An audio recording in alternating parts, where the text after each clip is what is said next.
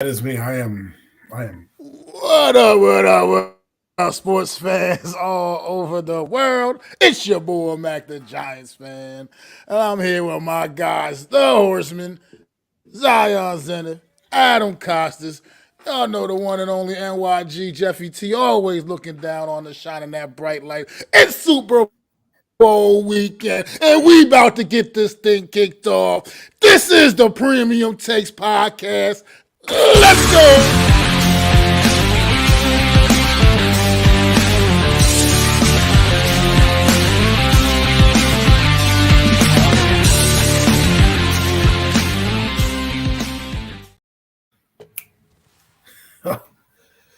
Man, I love your intro, Mac.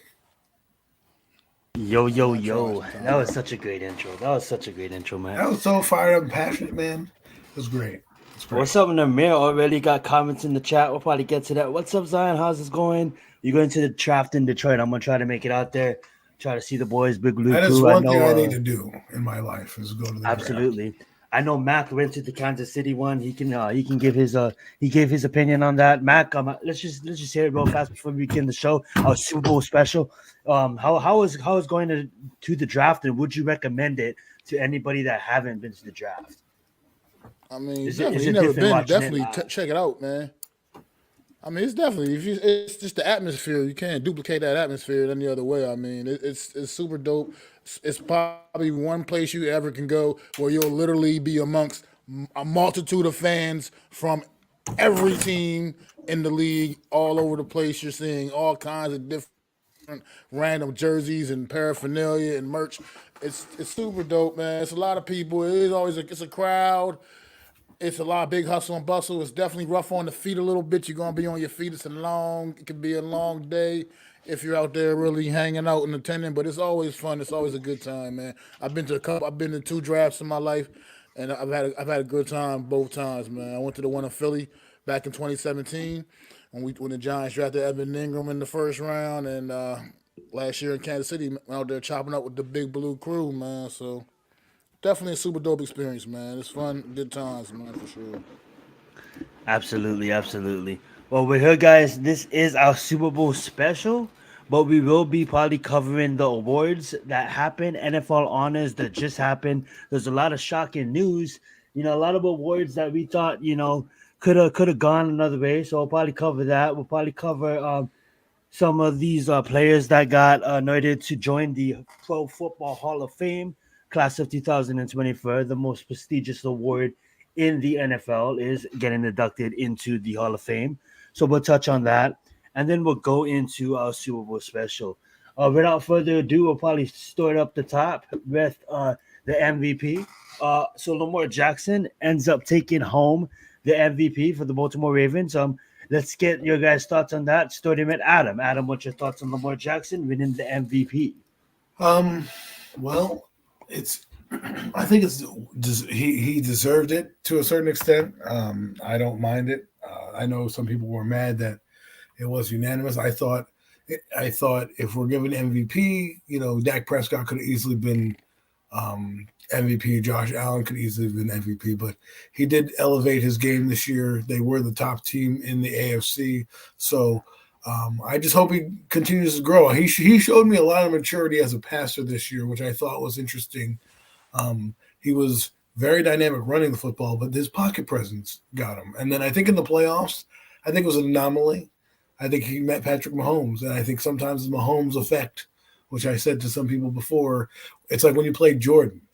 Okay, you're playing the big magnet personality. You got to live up and raise up to that occasion, and that sometimes hinders your ability, and sometimes the pressure gets too big, or you're off by a fumble here, a fumble there, and the game turns. You know what I mean? So he deserves it for being the number 1 team in the AFC. But I don't have really much to say other than he deserved it. He was one of the top candidates. I might have went with Dak Prescott or Josh Allen, but Lamar Jackson got it. Congratulations to Lamar. I enjoyed watching him this season. Nicely said. Now, Mac, what's your thoughts on Lamar Jackson winning MVP? I mean, Lamar, like Adam just said, I mean, I'm not going to sit and act like the guy didn't necessarily deserve it. But you look at these awards, take them with a grain of salt, and you look at them. You say, "Is this the MVP of the regular season? Are we including maybe what they got accomplished in the postseason as well in the mix?" It seems like, well, not even with this award, and maybe even a couple of the other ones, and maybe just some of the postseason had a little bit of influence on these awards too as well. But I don't really know that here nor there. I mean, personally, I think if you're measuring who the most valuable player was, maybe this season, statistically, especially, as an individual, I would have probably leaned more towards the Dak Prescott. He put up some phenomenal numbers in the regular season. And so Well, I'm kind of thanks. right there on board with everything Adam just said. I'm not going to sit here and complain totally that Lamar Jackson won. Oh, he shouldn't have won. I mean, still a pretty well deserved award. I mean, he went out there and he also did have a tremendous season as well and led his team to, like Adam said, the top of the AFC.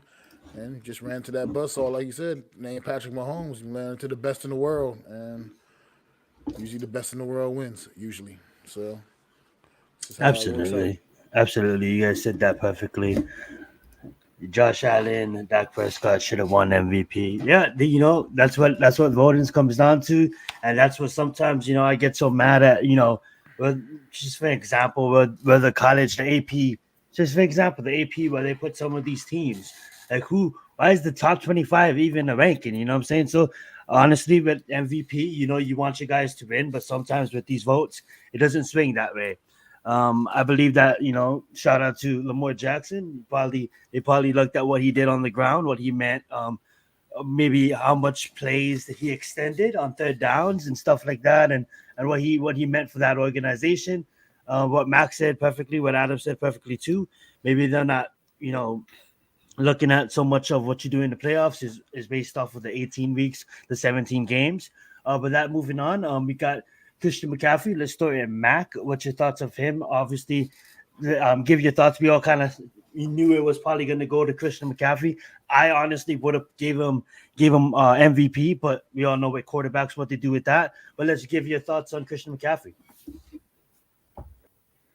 Well, yeah, I mean, this was a well deserved award. Christian McCaffrey was an absolute offensive weapon this season for the San Francisco 49ers.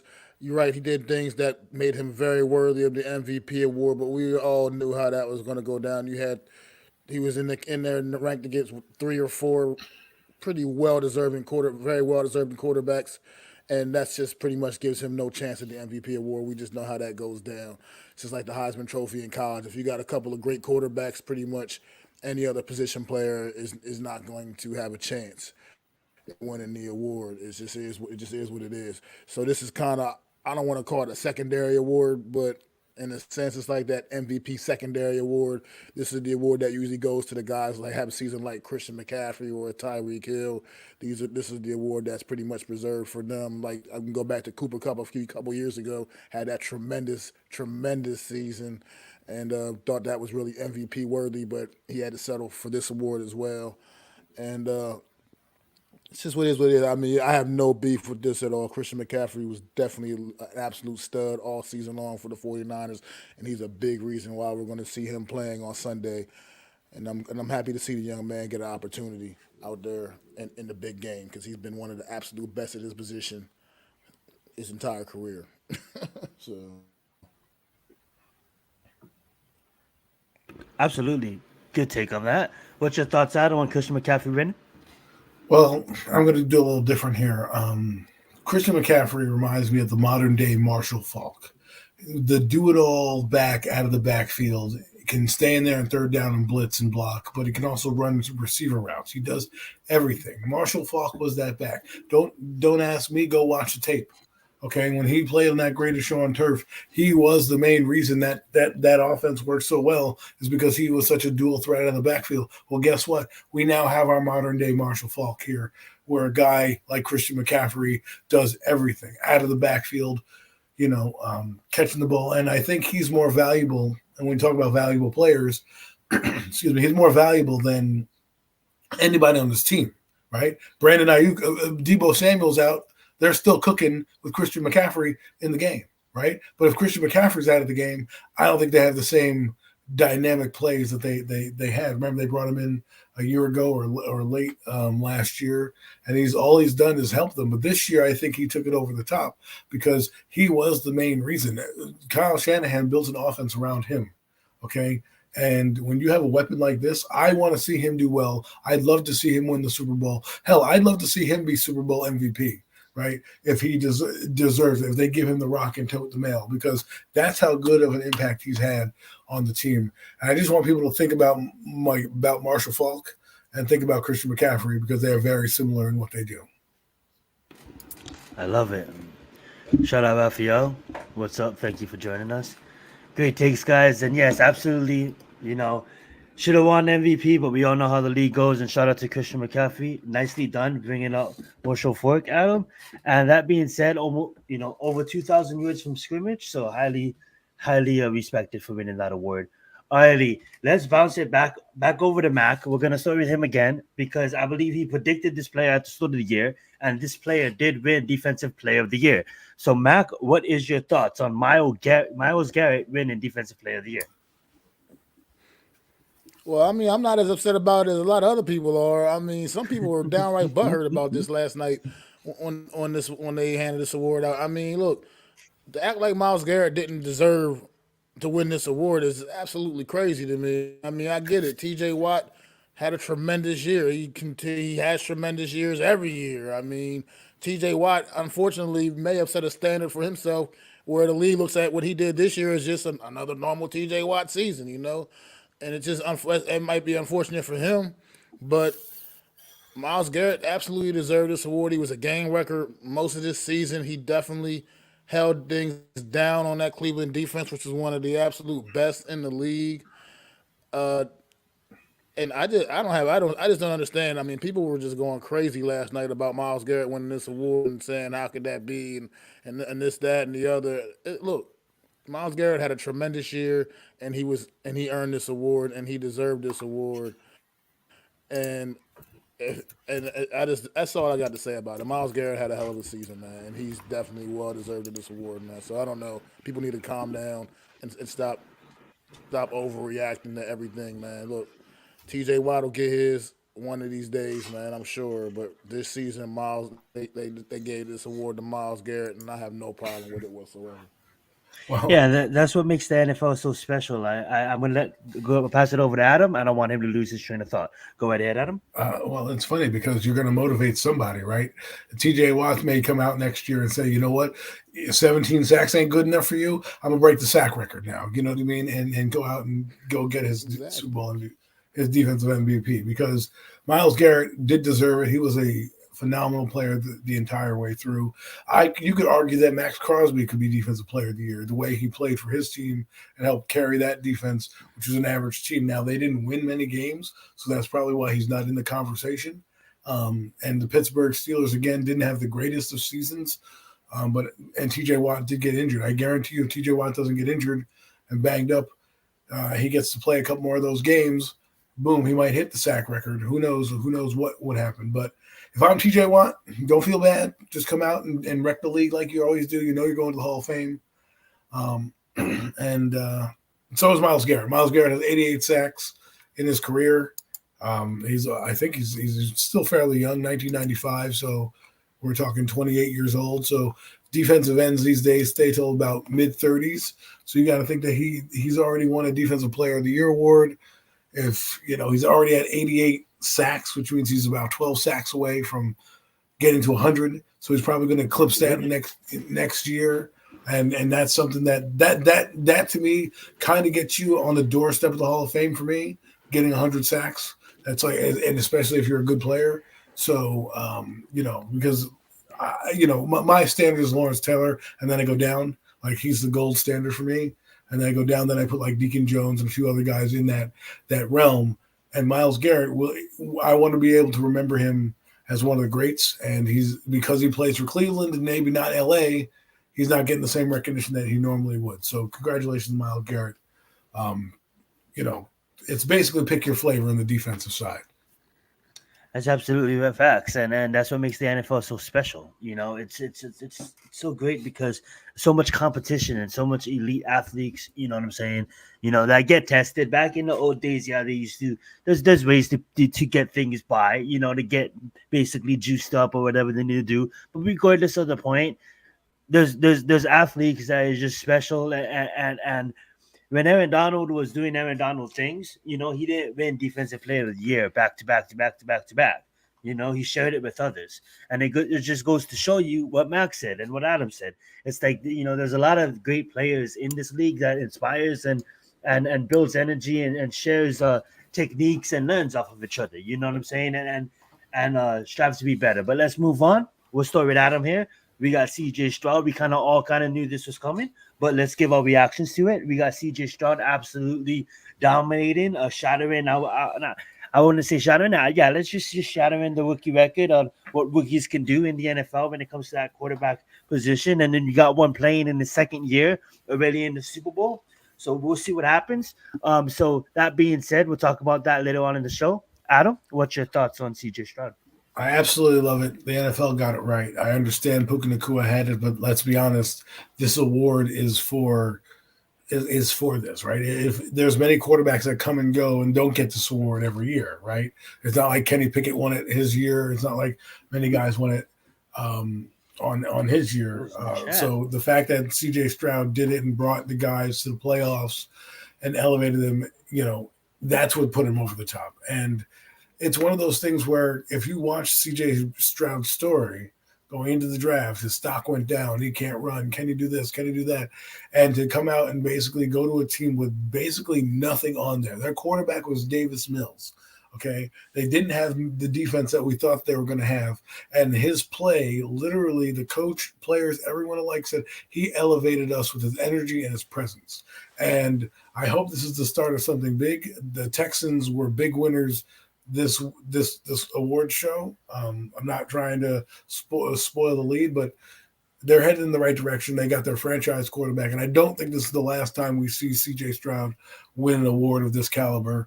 One day he might be getting the MVP of the league or Offensive Player of the Year or something like that. And just see a bright future with him and what he did and how he elevated guys like Nico Collins. See, if you look at a thing like what he did and how he took players that weren't great, like Nico Collins wasn't that great. He was averaging like 400 yards a year. He comes in and basically gets almost 3 times that amount with C.J. Stroud in the game, right? Over 1,200 yards this season. So he really had a great year. Put the Texans on his back. The Texans have a legitimate shot to now build their team like the Giants did in 2005, where they can bring in free agents, really solidify what they're missing, and have another draft where they can still build some depth there in case guys go down. You're headed in the right direction, Texans. Starts with your guy. You've got your leader. You've got your quarterback. Enjoy. Congratulations, CJ Stroud. Well said, Adam. Mac, what's your thoughts on CJ Stroud? My thoughts on C.J. Stroud is, young man is absolutely tremendous. I'm not going to sit here and say bad things about C.J. Stroud. What I will say about the system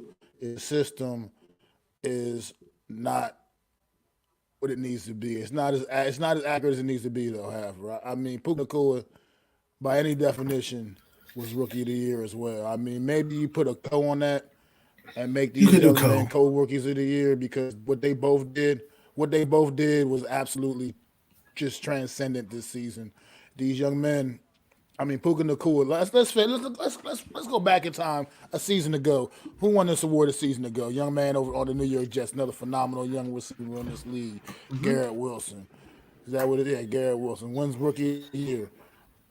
The Jets got two players. I'm not really arguing with him winning that award. I'm not arguing with him winning that award a year ago.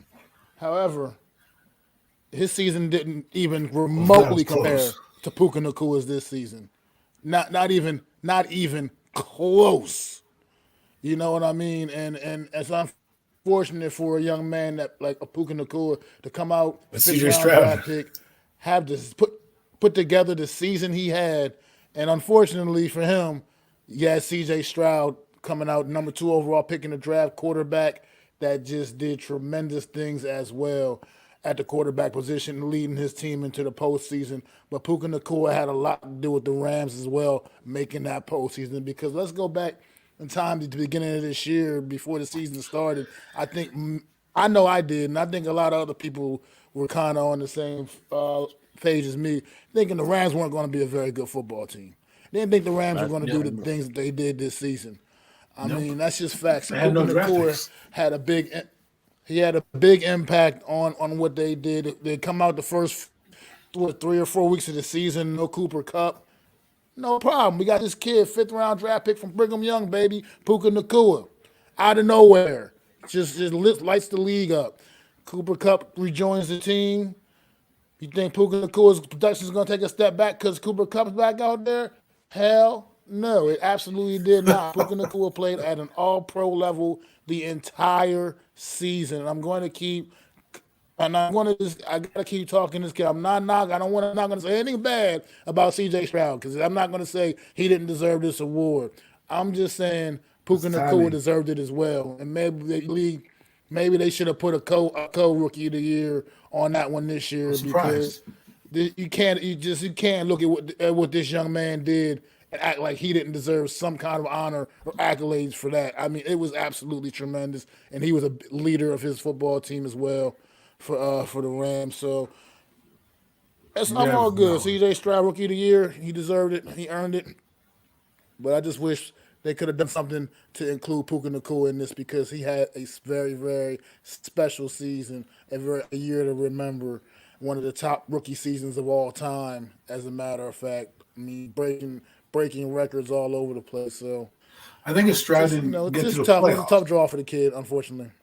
If Stroud doesn't get to the playoffs or struggles a little bit, he probably wins it hands down, Puka. But like you said, it's a popularity contest. And I agree with you. I think Puka Nacua should probably be up there. As a matter of fact, I picked him to be Rookie of the Year. And, I knew they were going to go with CJ Stroud because, again, whether people like it or not, this is a quarterback-driven league. And when a quarterback can take center stage, they're going to put that guy there, because the NFL thrives on quarterback matchups. That's what they love. They want you to tune in to Mahomes, Allen, Brady, Manning, Elway, Marino, you know what I mean, Montana and Elway, Montana, Marino. That's what they like. That's the marquee. That's what they sells. That's what sells for them. So they're going to put that guy out in the forefront. It's going to sell jerseys. Not that Puka Nacua doesn't, and not that Puka Nacua didn't deserve it. Like I said, if CJ Stroud didn't have his season, he's the guy. He's definitely the guy, because if Garrett Wilson could win and he didn't have as good of a season as Puka Nacua, then Puka Nacua definitely deserves it. But the NFL, they know what they're doing, and their marketability, and who they get out in front, who are marquees all over the games that you play and you watch, right? When they show you hot streaks and everything like that, it's the quarterback. So, that's why he won it. They probably needed a guy like this to win it, just because it just, again, proves to them their product right, as in you need a franchise guy. Anyways, sorry. No, you don't have to apologize. I love the discussion, taking the time on discussion about it, and that's what this take is for. You know what I'm saying? And I agree with both of you guys. Obviously, I'm gonna take a different approach. I'll just say real fast that both players, which we all know are going to be successful. We have CJ Stroud that is going to probably land a upwards of $300 million deal eventually.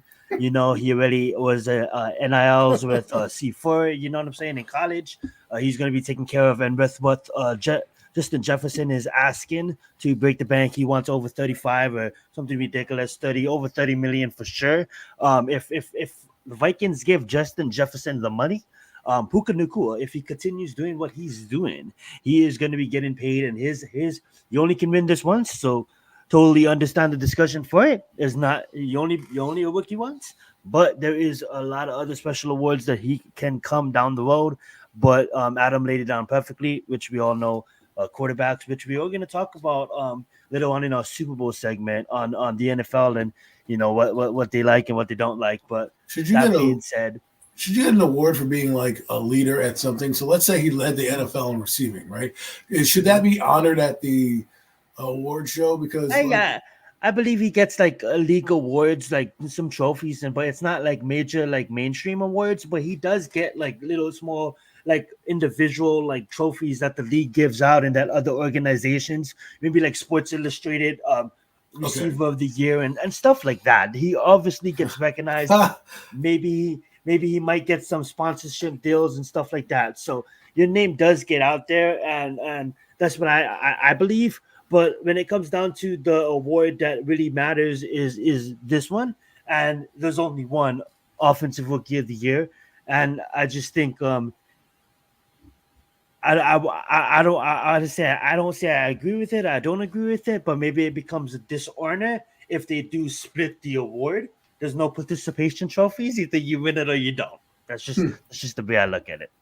But definitely, Puka Nacua should have won one. But he did it. Defensive Rookie of the Year. Let's start with Adam Will Anderson Jr. Well, interesting. Third overall pick wins the award. The Texans, I told you, they took home some hardware this week, and for them, first off, I don't know. This could be a trivia fact. This is the first set of teammates going back to back in both offensive and defensive rookie of the year. I don't know if that's happened. This is the first time ever, or is it? It probably is. It has to be. Well. That's so. Listen, folks, I just created a trivia question right there because you may not see that again, where you have both the offensive rookie of the year and the defensive rookie of the year. Could have went to Jalen Carter. He had a solid season as well. I actually thought it might have went to him, but Will Anderson, he put on a show. He had a pressure rate. He was a very good disruptor towards the end of the season. At the beginning, they were a little worried. But towards the, he had 7 sacks, so that's a good start to his year. The expectation for a rookie, you may not want out the gate, 10 sacks or nothing. Like Thibodeau got 4, Hutchinson got 9 when his first rookie year, and Trayvon Walker got like 4. So you saw the maturation of what he could be, and the Texans got the Texans. In their short history, have had some decent defensive players play for them. And this is going to be another one of those decent defensive players that's going to play for this Texans organization.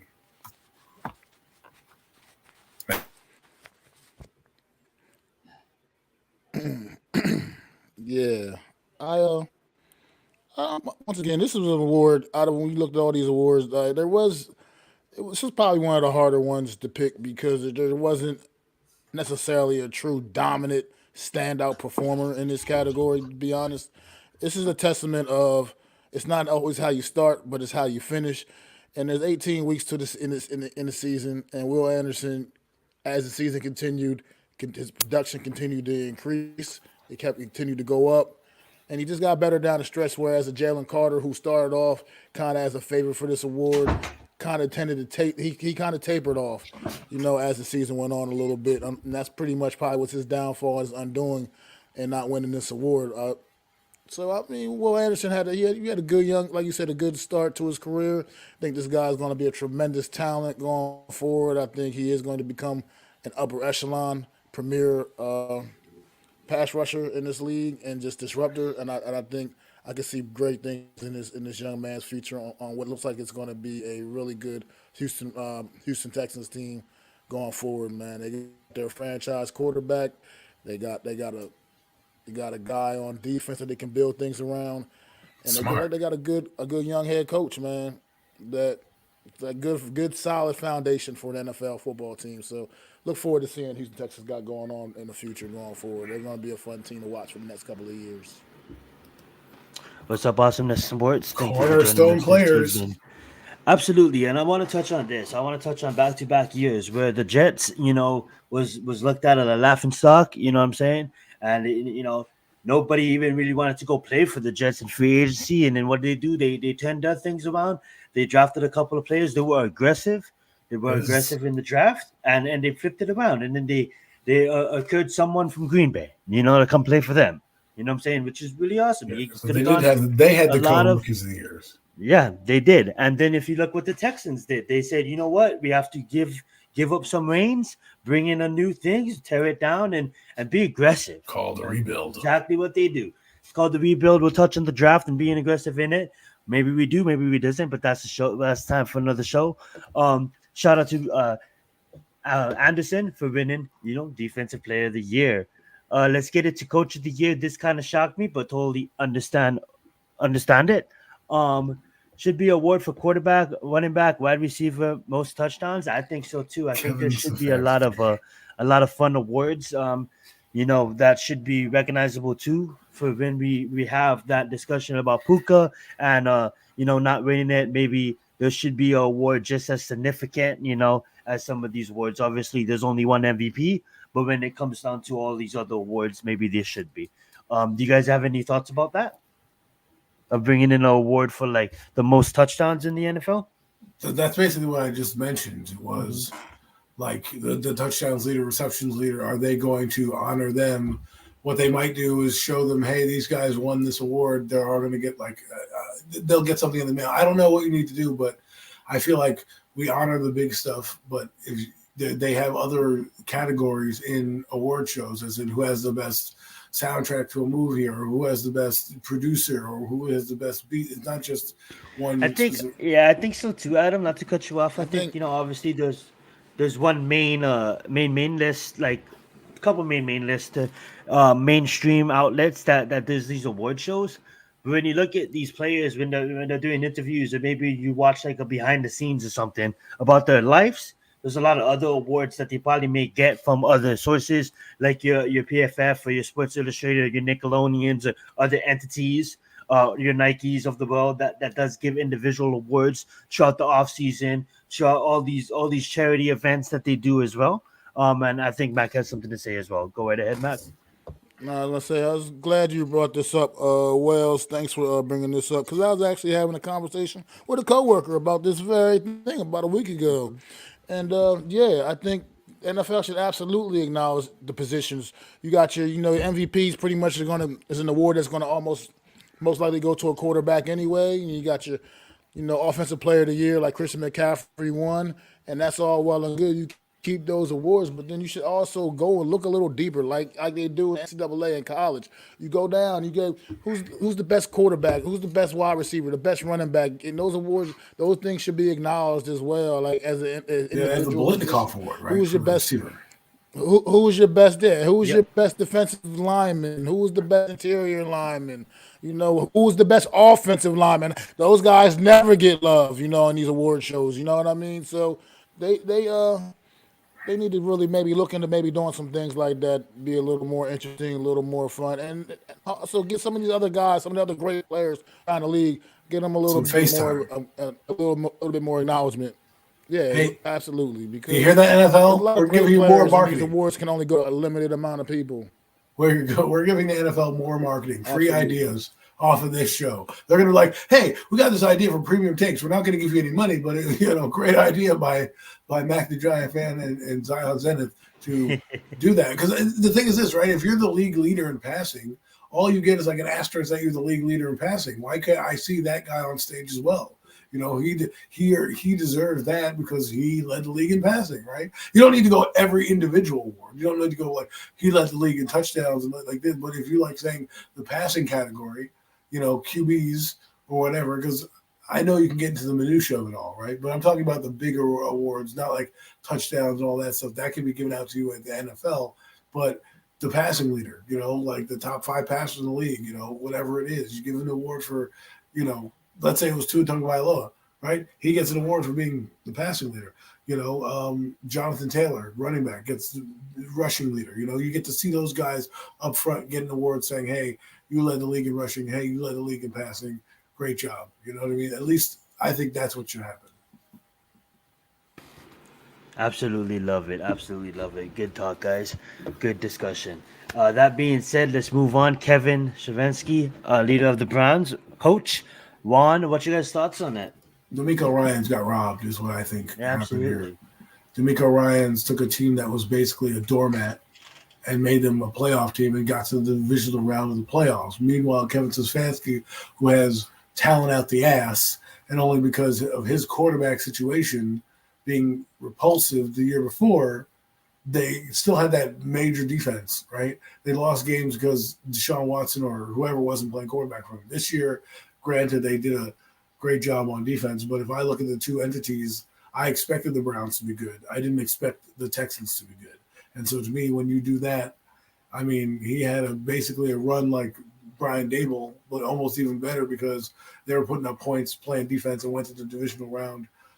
And obviously, didn't make it, but they were playing the Baltimore Ravens, the best team of football at that point. But you can't take anything away from what he did and how he's turned that program around and made it into the winner that it is right now. So I thought he got robbed. Stefanski's been there before.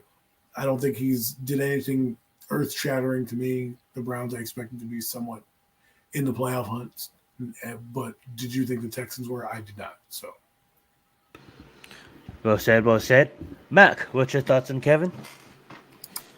I mean, I do agree a little bit there with Adam. You said, and but at the same time, Kevin Stefanski he did have some legitimate obstacles to overcome. I mean, when the Sean Watson thing was starting to, his injuries issue was becoming a problem.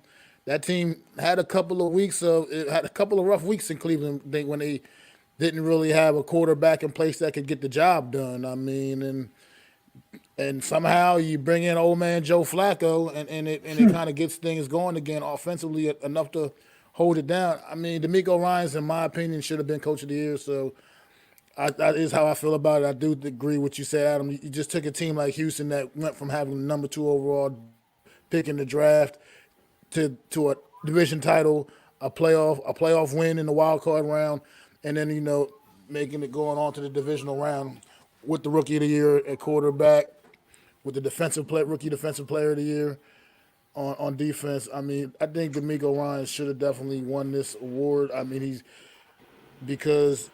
but at the end of the day, I can't be totally upset with Kevin Stefanski because he definitely was right there behind. In my opinion, he was the one that I had coming up right behind DeMeco Ryans, just being able to hold things together. A lot of coaches, given the situation that he dealt with at the most important position on your team this past season, could have really collapsed, man, and could have let the wheels fall off. But he was able to really hold things together. And granted, he got Myles Garrett, a Myles Garrett-led defense on the other side of the football to really help you out there. But at the end of the day, the quarterback position is definitely very important, as we all continue to discuss, as we've already mentioned on this show. And things could have really fell apart for this Cleveland Browns football team, and the fact that he was able to keep them together and take them into the postseason. It didn't go well for him in the postseason, obviously, but the fact that he was able to still keep this team together, like I said, and lead them into the postseason, and they didn't win their division, but they had a really tremendous year, and I think DeMeco Ryans should have won it. Kevin Stefanski winning it doesn't completely surprise me either. I think he really did some tremendous things as well, holding that team together. So, I mean, it is what it is. DeMeco Ryans, maybe try again next year, bro. Absolutely, it is what it is. Shout out to Cleveland Browns for winning it. I wouldn't agree with that. I would have gave it to DeMeco, but it is what it is, and it just sucks. It just sucks because DeMeco, if I'm him, I'm pretty mad. I'm pretty mad about this one, guys. Like, this one is what I'm mad at. If you look at Baker's face, Baker's pretty mad at it. It's like, understand he came off the couch. He's ready to perform. I'm gonna give my take on it, and then let you guys take on it. But at the end of the day, like, for Joe to win it, I understand it. You guys already gave to Myles Garrett and Kevin. You guys can't help the Tampa Bay out a little bit. Nope. You got to go give it to old man Joe. Understandable. So my question is, though, is like, don't we preach about like taking care of the football? And like, this man comes in, and yes, he goes crazy, but at the end of the day, in every game he has a turnover, at least one. You know what I'm saying? And it's his defense that really put Cleveland to where they needed to be. So when you look at Baker Mayfield, a lot of people may say like, oh yeah, but he has all these special weapons and he has a lot of turnovers too. But a lot of the games as well, we wasn't expecting Baker Mayfield to read the defense as good as he read the defense, and for him to do what he did in Tampa was absolutely amazing. I understand why they didn't give it to Joe, but I just kind of butthurt over this one. I really wanted Baker to get his, even though I really wasn't even a Baker's fan before the season, but he He definitely made me a fan this season. Shout out to Baker. But what's your guys' thoughts on Old Man Joe winning this award? Comeback Player of the Year. Wasn't Matthew Stafford in that category? Matthew Stafford was also in this I category. think that guy should have won the award because if you're talking about comeback player, he was actually injured, right? He was injured this previous season, and so to come back this year, and he was injured this year as well, and come back this year and have the season that he had and lead his team to the playoffs with the limited team that he had, I'll give that comeback player. Now, did Baker Mayfield have a good year? Yes. I don't want to take anything away from Baker Mayfield. He definitely should get his money and get paid. However, he was a starter that got benched. He wasn't injured. When I think of comeback players, I think of a guy like Breece Hall, who could have been comeback player of the year. He injured his knee, and he comes out and has a good season. You know what I mean? That's a comeback player of the year to me because he didn't play the previous year. He's coming back off an injury. That's a comeback. You know, I guess you can call coming off the couch like Joe Flacco a comeback too, since he's retired. But to me, he was sitting on his couch, and I don't think he played as well as Matthew Stafford did down the stretch. But if we're not talking about an injury, taking an injury aside, if I were taken away and add just comeback player, it had to be Baker Mayfield and what he's done in Tampa Bay. But for me, if it's coming off injury, which is what I think it is, it should go to Matthew Stafford. Well said, well said. Matt, what's your thoughts on comeback player of the year? Joe, Old Man Joe. Well, look, I don't know how they measure these awards, if it's truly just like regular season production, include a little bit of whatever you can see from them in the postseason. But if that's the case, I just believe that Baker Mayfield should have won this award. I really do. I understand why the young man was upset. I mean, he's had a rough career by no stretch of I mean, he's had a rough career, point blank and period. I think this season was pretty much his last opportunity to prove that he was worthy of being a starting quarterback in the NFL, or maybe even being in the NFL.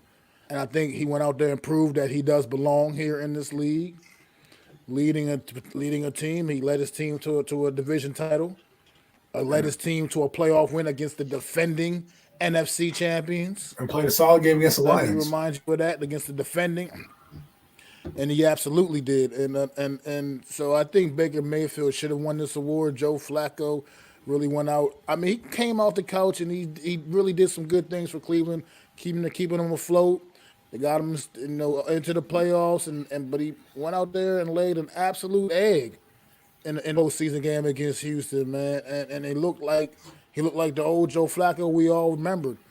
So I just think if you look at that, that I just think that probably should have knocked him down a peg. But you know what? They gave it to Joe Flacco. It is once again, it is what it is. I want to talk about somebody else that was nominated for this award that did not win it, and I understand why he didn't win it. He wasn't really activated for most of the games this season, but his story is something that we'll never ever forget, man. And that is the young man Damar Hamlin. I think what the NFL should do, especially in particular with this award, is rename this award the Damar Hamlin Comeback Player of the Year award. I think they should really reconsider renaming this award, because this young man came back from death. From death, yes. And yes, he didn't play much. This man died this season for the Buffalo Bills, but he was part of that team.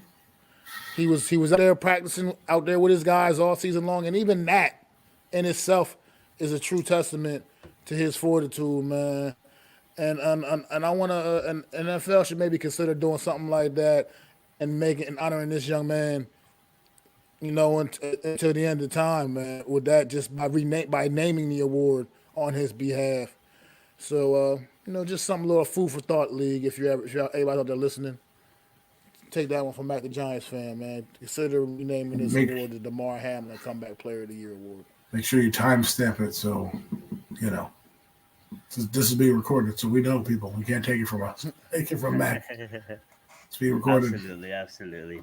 Let's talk about what's up, Chad? Man of the Year. What's up, chat? What's up, chat? With Cameron Hayward winning it. What's your guys' thoughts on him winning it? We don't have to get too deep in it, but the Man of the Year. well Absolutely a deserved. fantastic trophy. Go right ahead, Adam. Well deserved. You know, you need these awards. These awards are what keep the league sane.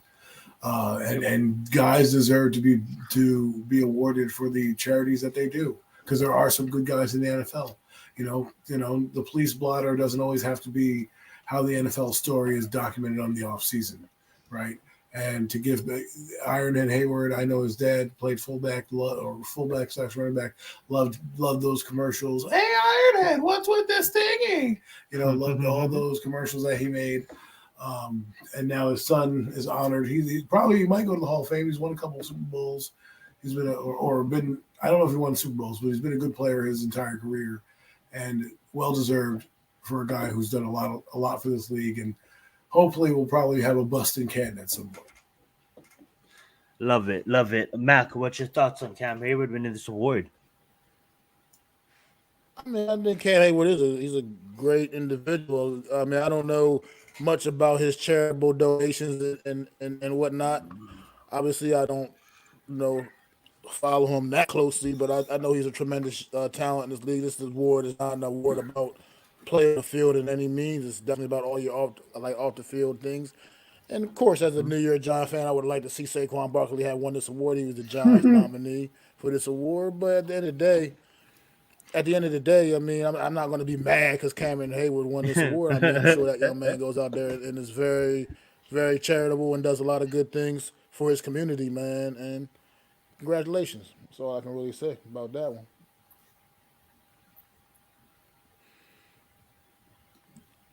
You're muted.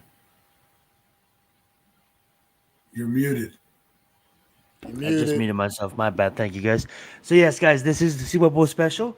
We're probably gonna get in the Super Bowl talks here in about, I would say, another 10 minutes. But we have the class of 2024 that we want to touch on. I'm gonna ask the boys to select one player. We're gonna have it on screen for you guys can see all of them right now. I'm gonna have you guys select one player. And obviously, if you guys want to talk about two players, you guys can go right ahead.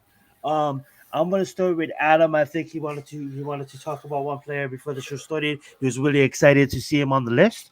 So let's give the show over to Adam and have him say his piece. Well, I have two guys. First off, Andre Johnson's the guy I want to touch on first. I mean, people don't think this guy's a Hall of Famer. Go back and watch his film. Dude was an absolute stud at the wide receiver position. One of the best that wasn't talked about because he played for a young, up-and-coming Texans team. Remember, the Texans came out in 2002. He came a few years after that. It was an absolute beast when they got him there. Out of Miami, go look up his numbers. You can put him there with anybody. He's one of the best players I've seen, one of the quietest receivers you'll ever talk about. And let's not forget, he also beat up Cortland Finnegan for the Tennessee Titans back in the day. So that alone puts you in the Hall of Fame. There's a couple other guys I'd like to talk about here. I'll leave the 49er for Mac, but the one guy I want to talk about is Dwight Freeney. Dude deserved to be in the Hall of Fame. His spin move was absolutely tremendous. He put guys in a blender. He was a short, stout, stocky little guy, 6'2", about 260, but he got a lot of leverage on you. And him and Robert Mathis, his partner in crime, Robert Mathis, should also be on the ballot at some point, because without Robert Mathis, Dwight Freeney's not Dwight Freeney. Without Dwight Freeney, Robert Mathis is not Robert Mathis. So good to see him getting in the Hall. Mac, you got anything else? Any other people? Oh, the one guy I did want to talk about, I'm sorry, was Devin Hester. That's the guy I wanted to talk about. Why? Because we'd never had a return man go to the NFL. The guy's been one of the best in the NFL, most dynamic return man I've seen in my lifetime. The only other guy that I could even compare him to was maybe Dion. I mean, I liked Eric Metcalf, but Devin Hester was an absolute game changer. The other guy who was kind of good but doesn't have the numbers was Dante Hall. So good. I think he deserves to get in it, Mac. I don't know if you feel the same about Devin Hester, but those are I'll stop talking. But those are the couple guys I wanted to touch on. Well said, Matt. Absolutely. Well said, Adam. We're Go just ahead, talking Matt. talking about Devin Hester. I'll just go ahead and continue to piggyback off of that for the moment, because I absolutely want to talk about Devin Hester. Because when you are the best at what you do, and there's not even really a true debate about it, you absolutely be in the Hall of Fame, and I'm absolutely glad the committee put this young man where he belongs to be immortalized with the NFL greats. Because over the span of Devin Hester's career, there was not a return man that was even remotely on this man's level. Not even remotely on his level. Did this man open up a Super Bowl with a kickoff return for a touchdown in the Super Bowl? I believe he did. I believe he absolutely did. Devin Hester was so electric. Punt returns, kick returns, and even the occasional play come in and get an occasional play at wide receiver and dump him electric. I mean, this dude was just an electric player on the field with the ball in his hands. Sure, he was drafted in the NFL as a D-back, but that clearly was not his path. That was not his calling in the NFL. And he had 19 return touchdowns. I just want to put that out there. 19 return touchdowns between kickoff and punt return. So 19. Anybody questioning Devin Hester's credentials to be in the NFL Fame, I got 2 words for you. Suck it, baby. Devin Hester's right where he belongs amongst the greats of the NFL. If you put all old school here, man. If you put all his numbers together real quick, he has over like 13,000 yards combined in his career, right? He has 3,000 rushing punt return. He has like 7,000. Let me get it correct for you guys here because I have it up on the screen. Let's not F around, right? So in punts, he has 14 punt return touchdowns, which is insane. And he has 3,000 yards returning on punt returns. But he has 5 kickoff returns, and he has 7,000 yards in kickoff return yardage. By the way, he had 2 seasons of 1,000 yards of kickoff return yardage, which no one, I guess, even talks about. We never really talk about that as a stat, but they do keep it as a stat. That's insane to think about. Not to mention, and that's right now over 11,000 yards. Then you add in over 3,000 yards receiving, and we're at almost like 14,000 yards total for his career as a player. So just wanted to throw that out there. Absolutely love it. I'm gonna go a little old school real quick. A little old school with this one, man. And I got to take it back to my childhood days here. Look, you got a couple senior members making the Hall of Fame this year. It's finally long overdue, in my opinion. I know Zion, you obviously did not get to see this man play football. I'm probably pretty sure Adam, you didn't see much of Steve Mongo McMichael on the field as well either. I myself can say that I got to see this man play while he was actually out there still playing for the Chicago Bears in the 80s. This man was an absolute beast, man. He played on a ferocious Chicago Bears defense. He was definitely in the trenches, and this is back in the day where it got dirty in the trenches. It got dirty in the trenches, and I mean. Steve Mongo McMichael, man, it was definitely a beast. It's a shame that players like of his caliber sometimes get kind of tossed to the wayside and end up having to wait this long. But I'm glad to see that he will get his opportunity to go out to Canton and have that speech and be immortalized with the all-time greats at his league, man, because he definitely was also an all-time great. And Steve McMichael, man, long overdue. But all these guys, man, I mean, all these guys are definitely deserving. Patrick Willis, we can go on and on about Patrick Willis, man, on and on. Julius Peppers, like you said, Dwight Freeney. These guys are all well deserved, man. So all of them were. That's all I got, man. Great Hall of Fame class right here. Great Hall of Fame class. And you know what it is? Now I feel old because these guys were my era of guys growing up, right? Dwight Freeney came in the mid-2000s. You know, Devin Hester, the same thing. So did Andre Johnson, Julius Peppers, and Patrick Willis all came in from that 2000 to mid-2000 range for me when I was a youngin' watching football. And you was a young buck. And now I'm an olden because I'm about to hit the big 4-0 in the next few weeks. And it's just to watch some of these guys go in, like Andre Johnson, I knew Julius Peppers going to the Hall of Fame. Patrick Willis, I always thought was a Hall of Fame talent. Didn't know if he was going to get in because of his career being short. And Dwight Freeney, I knew that guy was going. And Hester, I always thought was going because I was always talking because there's other guys that deserve to be there, right? Eric Metcalf deserves to be in the Hall of Fame. He was a good return man. Brian Mitchell deserves to be in the Hall of Fame. He was a good return man. He was one of the best that we've ever seen as well. The most dynamic one probably was Devin Hester, and then another one was Dante Hall, but Hall won't have the numbers to get in. But Brian Mitchell should be there. Brian Mitchell absolutely should be in the Hall of Fame. So hopefully Devin Hester can open up that ballot, and maybe down the road, Brian Mitchell can make it in as alumni or an older one of the the senior members of the Hall of Fame. Well said, fam.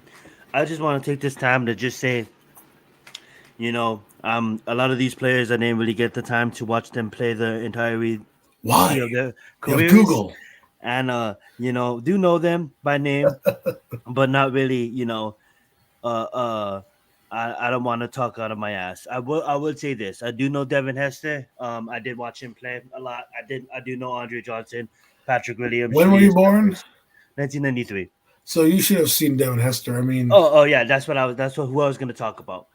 Devin Hester, your boy said it perfectly. Watched him play. Watched him put the return position on the map. You know what I'm saying? When you look at special teams, a lot of people don't want to play that position. And when you have a guy out there like Devin Hester, the ability to take it to the house and make it exciting, make that part of the game exciting. That's why you look at the NFL and why they're not trying to take it out of the game completely. Trying to make it safe, but not trying to take it out of the game completely. So shout out to Devin Hester. Devin 70 so. Adam brought it up perfectly. You don't really see this. A guy of that nature in a sense of playing that position. He wasn't really like his position was on special teams. He was a specialist. You know what I'm saying? So shout out to him. And then obviously growing up and watching players like Megatron and tight ends like Tony Gonzalez at the later ends of their career. Megatron throughout his career, Tony Gonzalez by the end of it when he went to Atlanta. Seeing players like Toomer on the Giants, and seeing Andre Johnson, he played around that same time. The Texans as a younger organization, you can't count good players that played on their team. Before the 2010s, it's like you got like 5 players maybe that's household names, if that.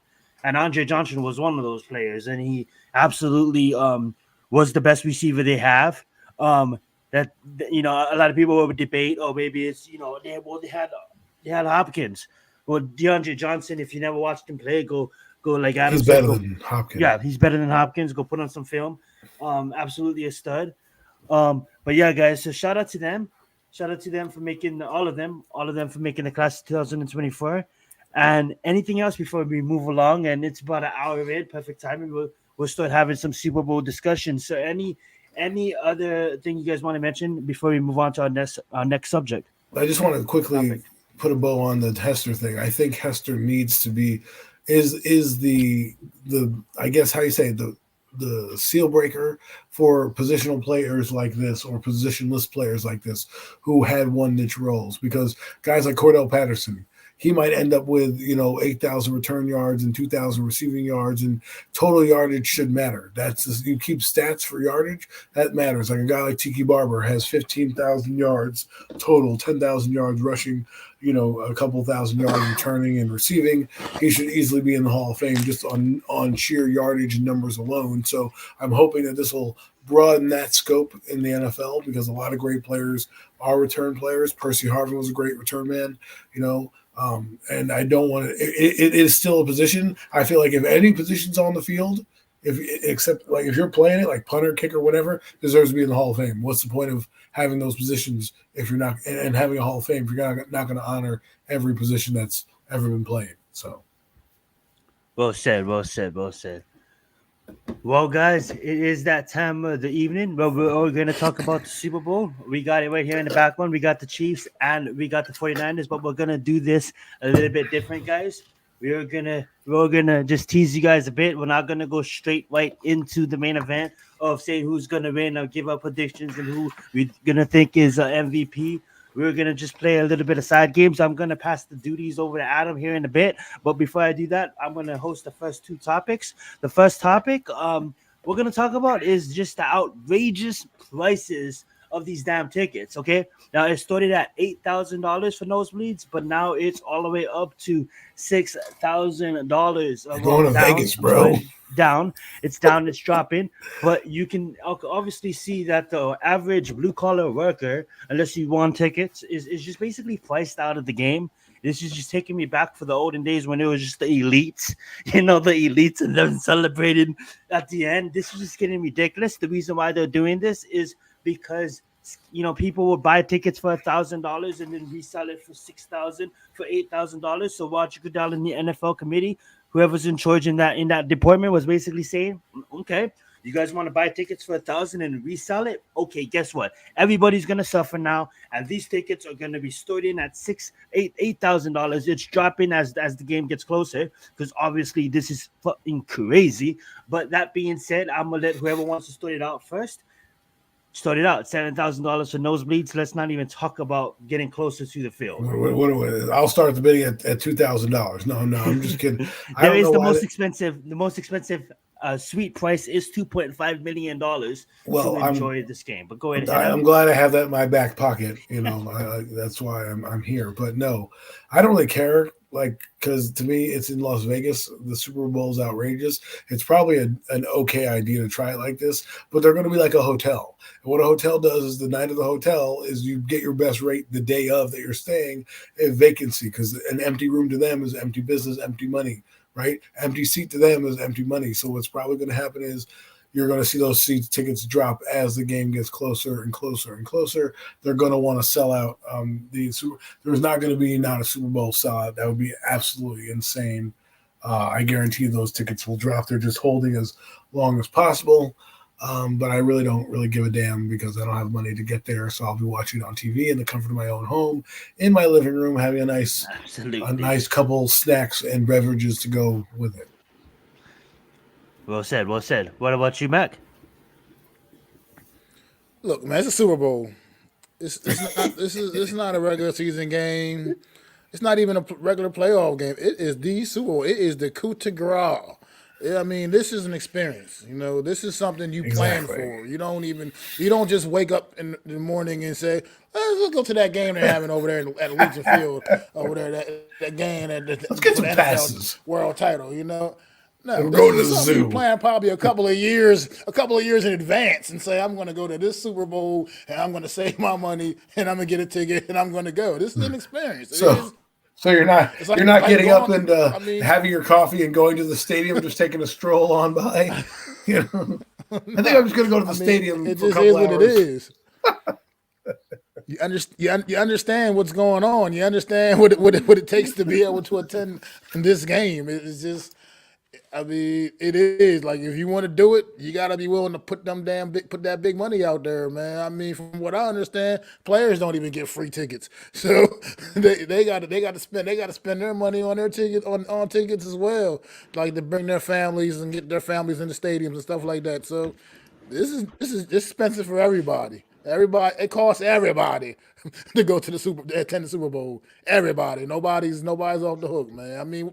Also when it comes down to the big businesses, the big sponsors and whatnot, they pretty much buy out all the majority of the seats for the most part, and you kind of just somebody that knows somebody, you're in there, it ain't like like you said, this ain't necessarily something that the regular blue collar hardworking man is going to be able to get up and afford to do, but at the end of the day, people gonna spend that money, man, and it's nothing's gonna change. It's only gonna get more and more expensive. So it just is what it is. And the fact that it's like Adam said, it's in Vegas this year, that's definitely ain't helping the cause either. So that ain't helping. Oh my God! Let me tell you, what goes on in Vegas stays in Vegas. There's going to be a lot of stories like that come Super Bowl Sunday, because listen.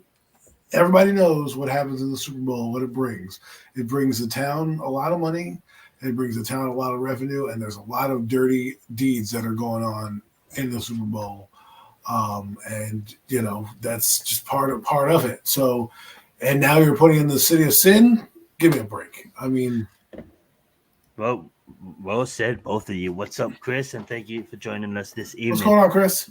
Before we get to Adam's trivia Chris? and playing a little trivia and maybe Adam will probably talk about what maybe some of our favorite dishes are, or we're doing the big game day at our houses. If you guys have any parties or anything, You're not invited. No, I'm just that kidding. being said, the next topic is going to be Super Bowl ads. Is there any ads or trailers or anything that you guys are excited to see at this particular game? Usually in other events, you just walk up and use the bathroom. Or maybe if people smoke, they get a smoke break or mingle or whatever you guys do. But some people, they love staying and watching the ads. So that being said, is there any special commercial that you guys are planning to see? Or is there any special commercial in previous years that you guys think nailed it out of the park?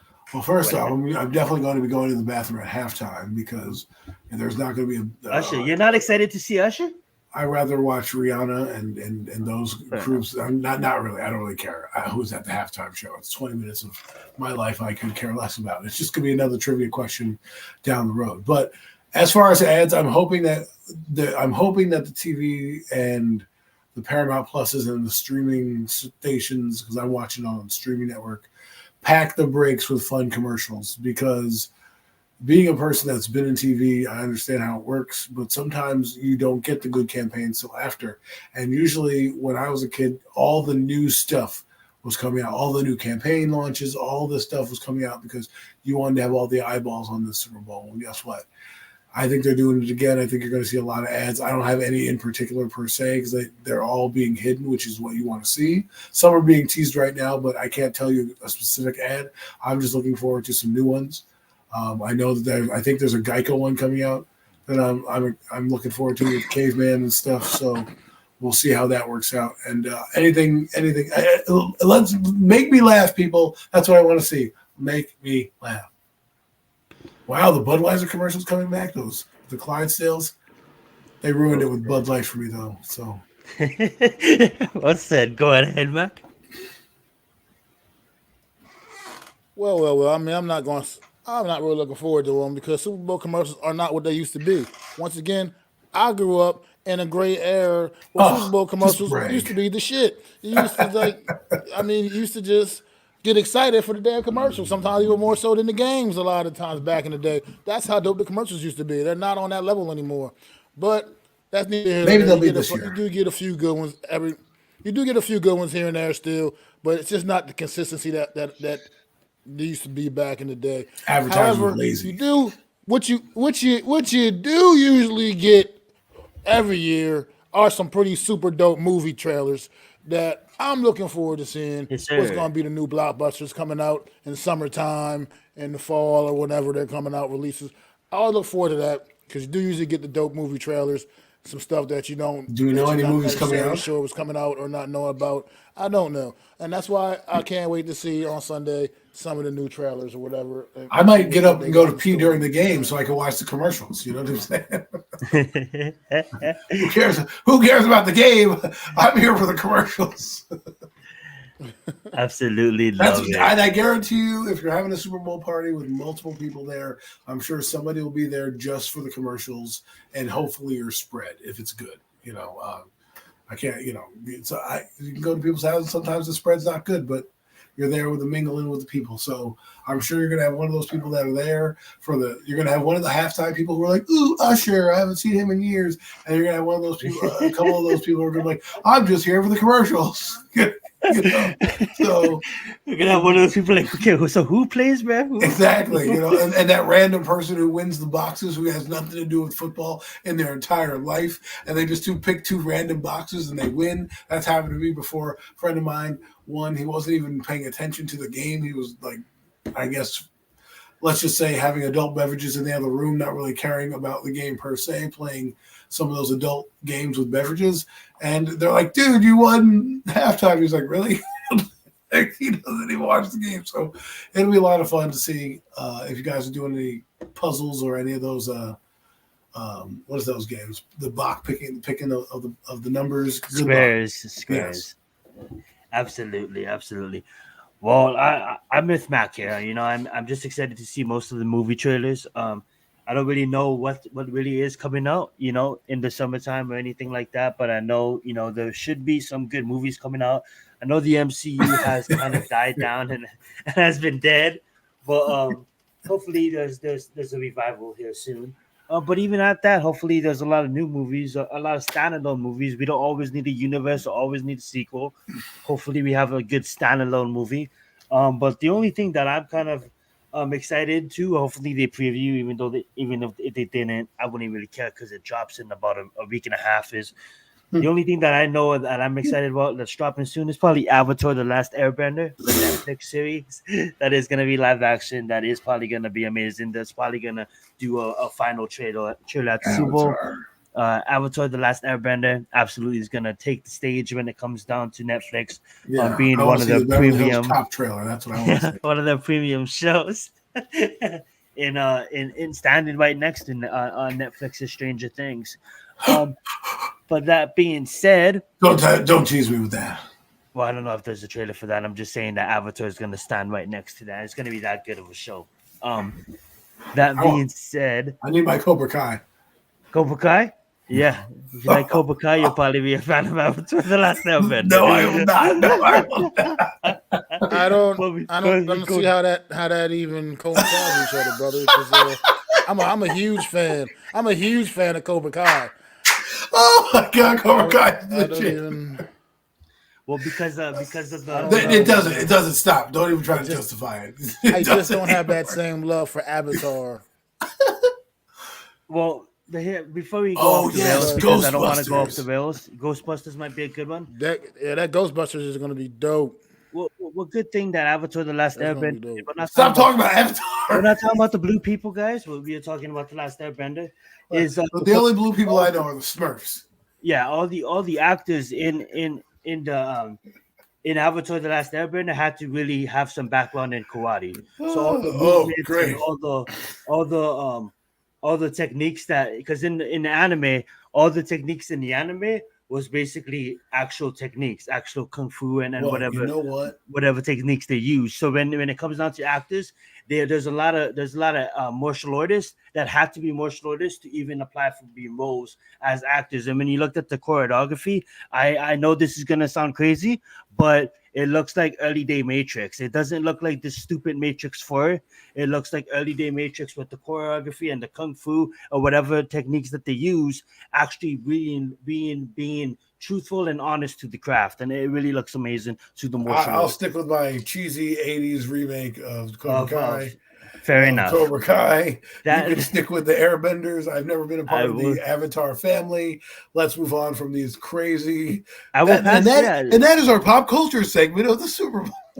And I will pass the hosting duties now over to Adam. Go right ahead. Well, welcome to Adam's Trivia Hour. I don't sound excited because I am excited, but I am very excited to present to you the trivia that we waited for. I thought every year you got to have some questions. You know, we want to do a little 49er questions. We want to do general Super Bowl questions. So here we go. I'm going to throw some out there for you. Guys are willing to answer. I only asked one to the guys, and that was, I'll let it out right now. Where was the first Super Bowl played? Mac? The Los Angeles Coliseum. Los Angeles Coliseum, folks. I don't know if Mac's not old enough to see that one. I wasn't old enough to see that one. We were all not here on this earth when it started. But I will answer another one. I know that they know this answer, but let's give this one to the crowd. Who was the first wild card team to win a Super Bowl, folks? Who was the first wild card team to win a Super Bowl? Let's see if some of the people in the chat get this. We'll give you a few minutes or a few seconds. We don't really have minutes, but we have seconds. Music. I don't want to be taken off YouTube, so I'm gonna I don't think they'll take you off for a minute. You never know these days. They'll cancel you for anything. Well, let's see if anyone's still out there. Bueller. Okay, well, we'll move on with the question. And the answer is the Raiders. The Raiders were the first wild card team. The 1981 Raiders. Apparently, the 1981 Raiders. Mac did not let me forget that. I was not born in 1981, but there you go. Tampa Bay. Actually, good try, but it was the Raiders. It was the Raiders, yes. So these questions they beat the Philadelphia Eagles. The Philadelphia Eagles. I'm sorry. You had to bring it up, huh? Oh, you had to rub it into those Eagle fans. It never goes away with you, Mac. It never goes away. Never goes away. Let's see about this. What current NFL teams have never made it to the Super Bowl? What the Lions and the Browns. The Lions and the Browns. There's a few more in there. The Texans. Yep. The Panthers. Nope. With the Panthers. When did the Panthers? Oh, yeah, no, Panthers have been sorry. The Panthers just be. Yeah, my bad. I delete what I said. I don't know. Too late. It's on the internet. It's there forever. The Jaguars. There you go. Mac got the Jacksonville Jaguars. That's Jaguars, Browns, Lions, Texans. I was thinking of that cat because I knew it was a younger team, but I went with the other cat on accident. That's what I meant to say. The Cat Schmat, you got it wrong. Let's move it right along. I did. On the next one. What is the most popular food eaten during Super Bowl Sunday? What do people eat? Chips, nachos, either pizza or wings. Food? Well, Matt, you are correct. It is wings. Chicken wings are the most consumed. So if you are out there right now, you are probably late. The wings are probably sold out at your store. You're going to have to get them on the black market right now. They're probably sold out. Make sure you go get those Buffalo Wild Wings. I can't that fast. BOGO deal. Here's a good one. Here's something that. How much does the Vince Lombardi trophy weigh? 16.9 ounces.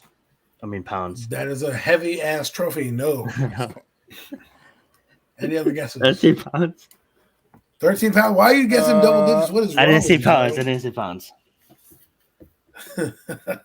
Say 8 pounds, man. Wow, Mac is on. See, this is why you need to listen to Mac. Okay, 7 pounds is the weight. Mac is on point. So he's on point with fantasy. 7 pounds. That's what I meant to say. He's on point with picking 7 games. Pounds. That's what I meant. You didn't say 7 pounds. You said 16 pounds. Like that's like a dumbbell. It just came out wrong. This dumbbell for me.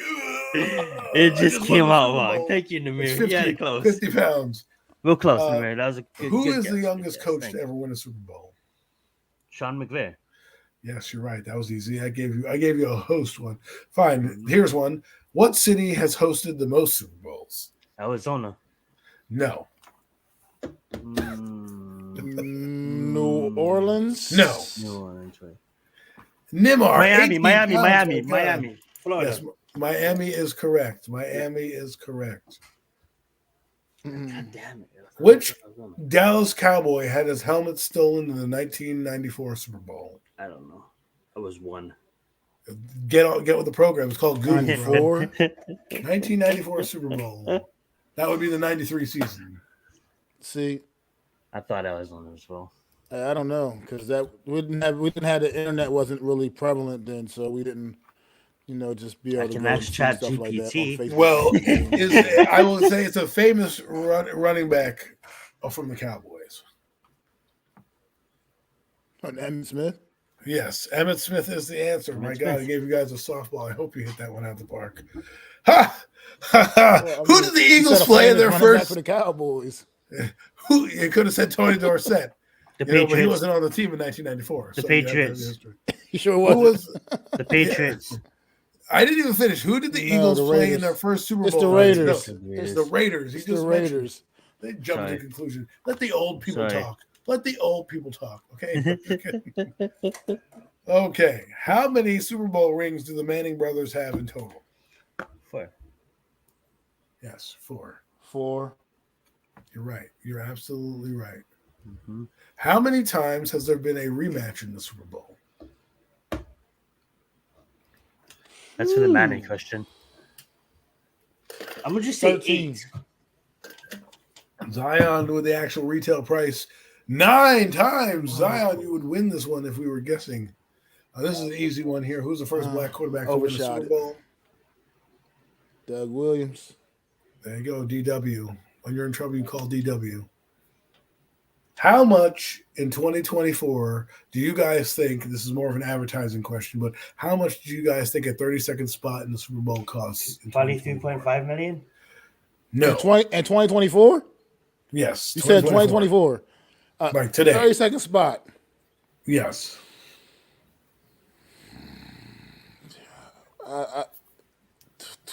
Do I dare say? That's what I said, Chris. That's exactly what I said. I'll say two mil. I don't know. Wrong. $7 million for a 30-second ad in the Super Bowl. $7 million. Bro, so just go pay a kick streamer 100,000. They do it. They'll do it in. So those ads you're waiting to see, that 30-second spot, the NFL is lining their coffers with advertising dollars right now. Advertising dollars. Well, Roger Goodell did say that 200 million people in this country alone will be watching the game. That's just this country. I thought 2 million. I thought 2 million was ridiculous. I think 7 million downright. Man, fudge. Which wide receiver finished the Super Bowl with 100 receiving yards, or Super Bowl 50? I think this is 51. I think, I don't even know the damn fucking numbers in Roman numerals. I can't Roman numerals that shit. It was T. Higgins, whatever that Super Bowl was a couple years ago. Let's get it. Shout out to T. Higgins. Here's an interesting one. How many pizzas are consumed during the Super Bowl? Oh, man. Phew. Come on. Yeah, millions of pizzas are consumed during the Super Bowl. I mean, millions are. That's like that number on pizzas. It definitely is millions. I'm gonna say I don't want. That's a lot of pizza. I'm gonna just go low, but kind of still high. There's a lot of people watching Super Bowl. I'm gonna say 23 million. Ooh, no, but not even close. But you're in the millions. You are in the millions. 23 million. Not even close. I will say you're in the double-digit millions. But 123 million. I said double digits, not triple-digit millions. Now we're doubling the price. 89 million. Stop. 12.5 million pizzas are eaten apparently during the Super Bowl. 12.5 million pizzas. Mac, imagine if you had that many deliveries. Woo! Jesus. Wow. I worked Super Bowl last year. I worked the Super Bowl Sunday, man, delivering pizzas, man. That shit was crazy. Wow. How much are the halftime performers paid? They're not paid. Nothing. Yes, you're absolutely right. It's a trick question. That NFL is zany, isn't it? Crazy NFL. So we can keep going if you'd like. I have plenty more questions. If you want to do that, it's up to you guys. But up to you guys. If you want to do a couple more, maybe we can do 2 or 3 more, and we can really talk about previewing the game. What everybody's waiting for. Oh, I'm sure they're waiting for. I'm sure they're tuning in to see this robust talking points that we have about the Super Bowl here. So let's see if we have any questions here that are good. What teams have only ever won one Super Bowl? The Eagles. So what teams? Yeah, teams. Multiple teams have won only a single Lombardi. The Eagles, the Vikings. No. Vikings have not won any. I didn't win any. That's right. I don't know. Way to go. That sucks. I don't know. It's the Jets, the Bears, the Saints, Eagles, the Seahawks. Jets, the Bears. Sorry, I should have let Mac go. You don't even let Mac answer.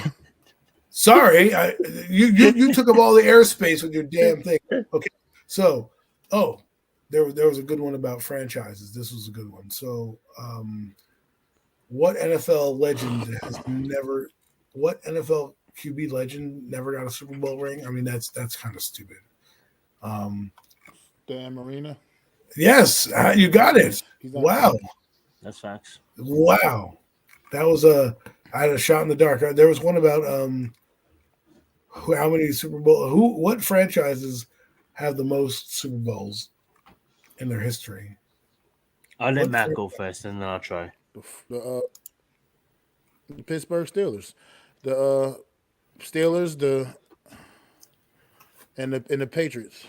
Steelers and the Patriots is correct. They both have 6 trophies each.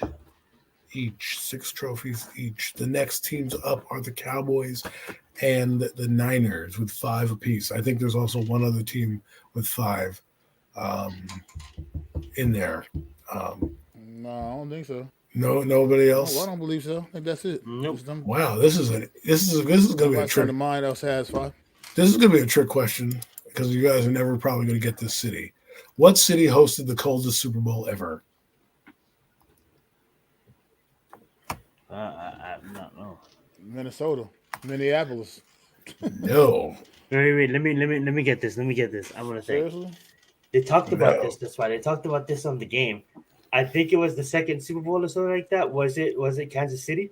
No, apparently it's New Orleans. I have no idea how that happened, but Okay. Fair enough. that's too easy. No one's going to know that I don't know how that happened either. Which 2 starting quarterbacks won Super Bowls with 2 different teams? Peyton Manning and Peyton Manning. Kurt Warner. I feel like No. I know this. He didn't win it. That's what. Kurt Warner didn't win with the Didn't win it, Cardinals. Who the hell? I know this one. I feel like I know it. It's right on the tip Yes. of my tongue.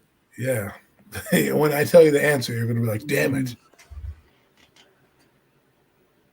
Oh, it's driving me. This is like nerve wracking. Oh my Oh, Tom God. Brady.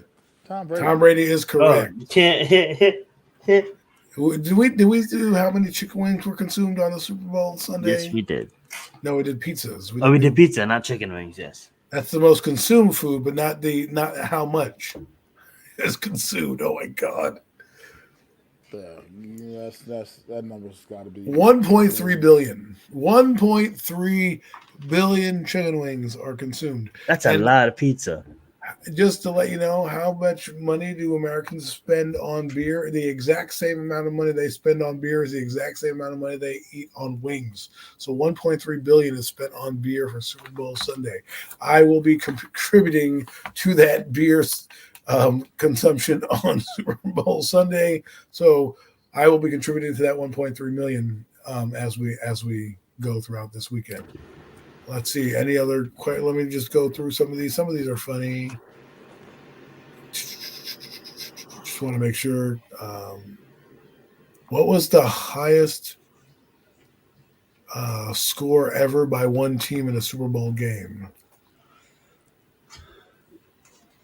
49ers with the 55.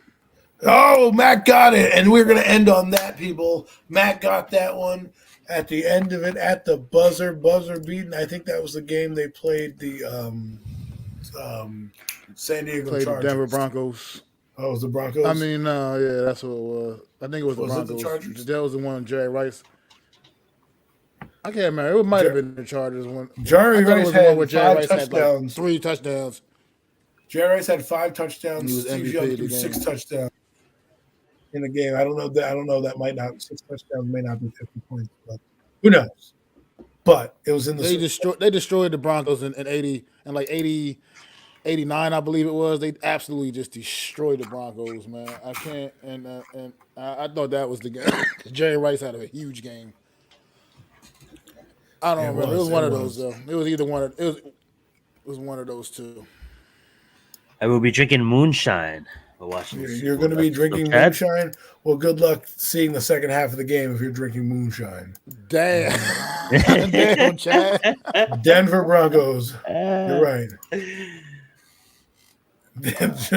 While watching the Super Bowl. Well, we know where he'll be in halftime. Probably sleeping outside somewhere because that moonshine will hit you.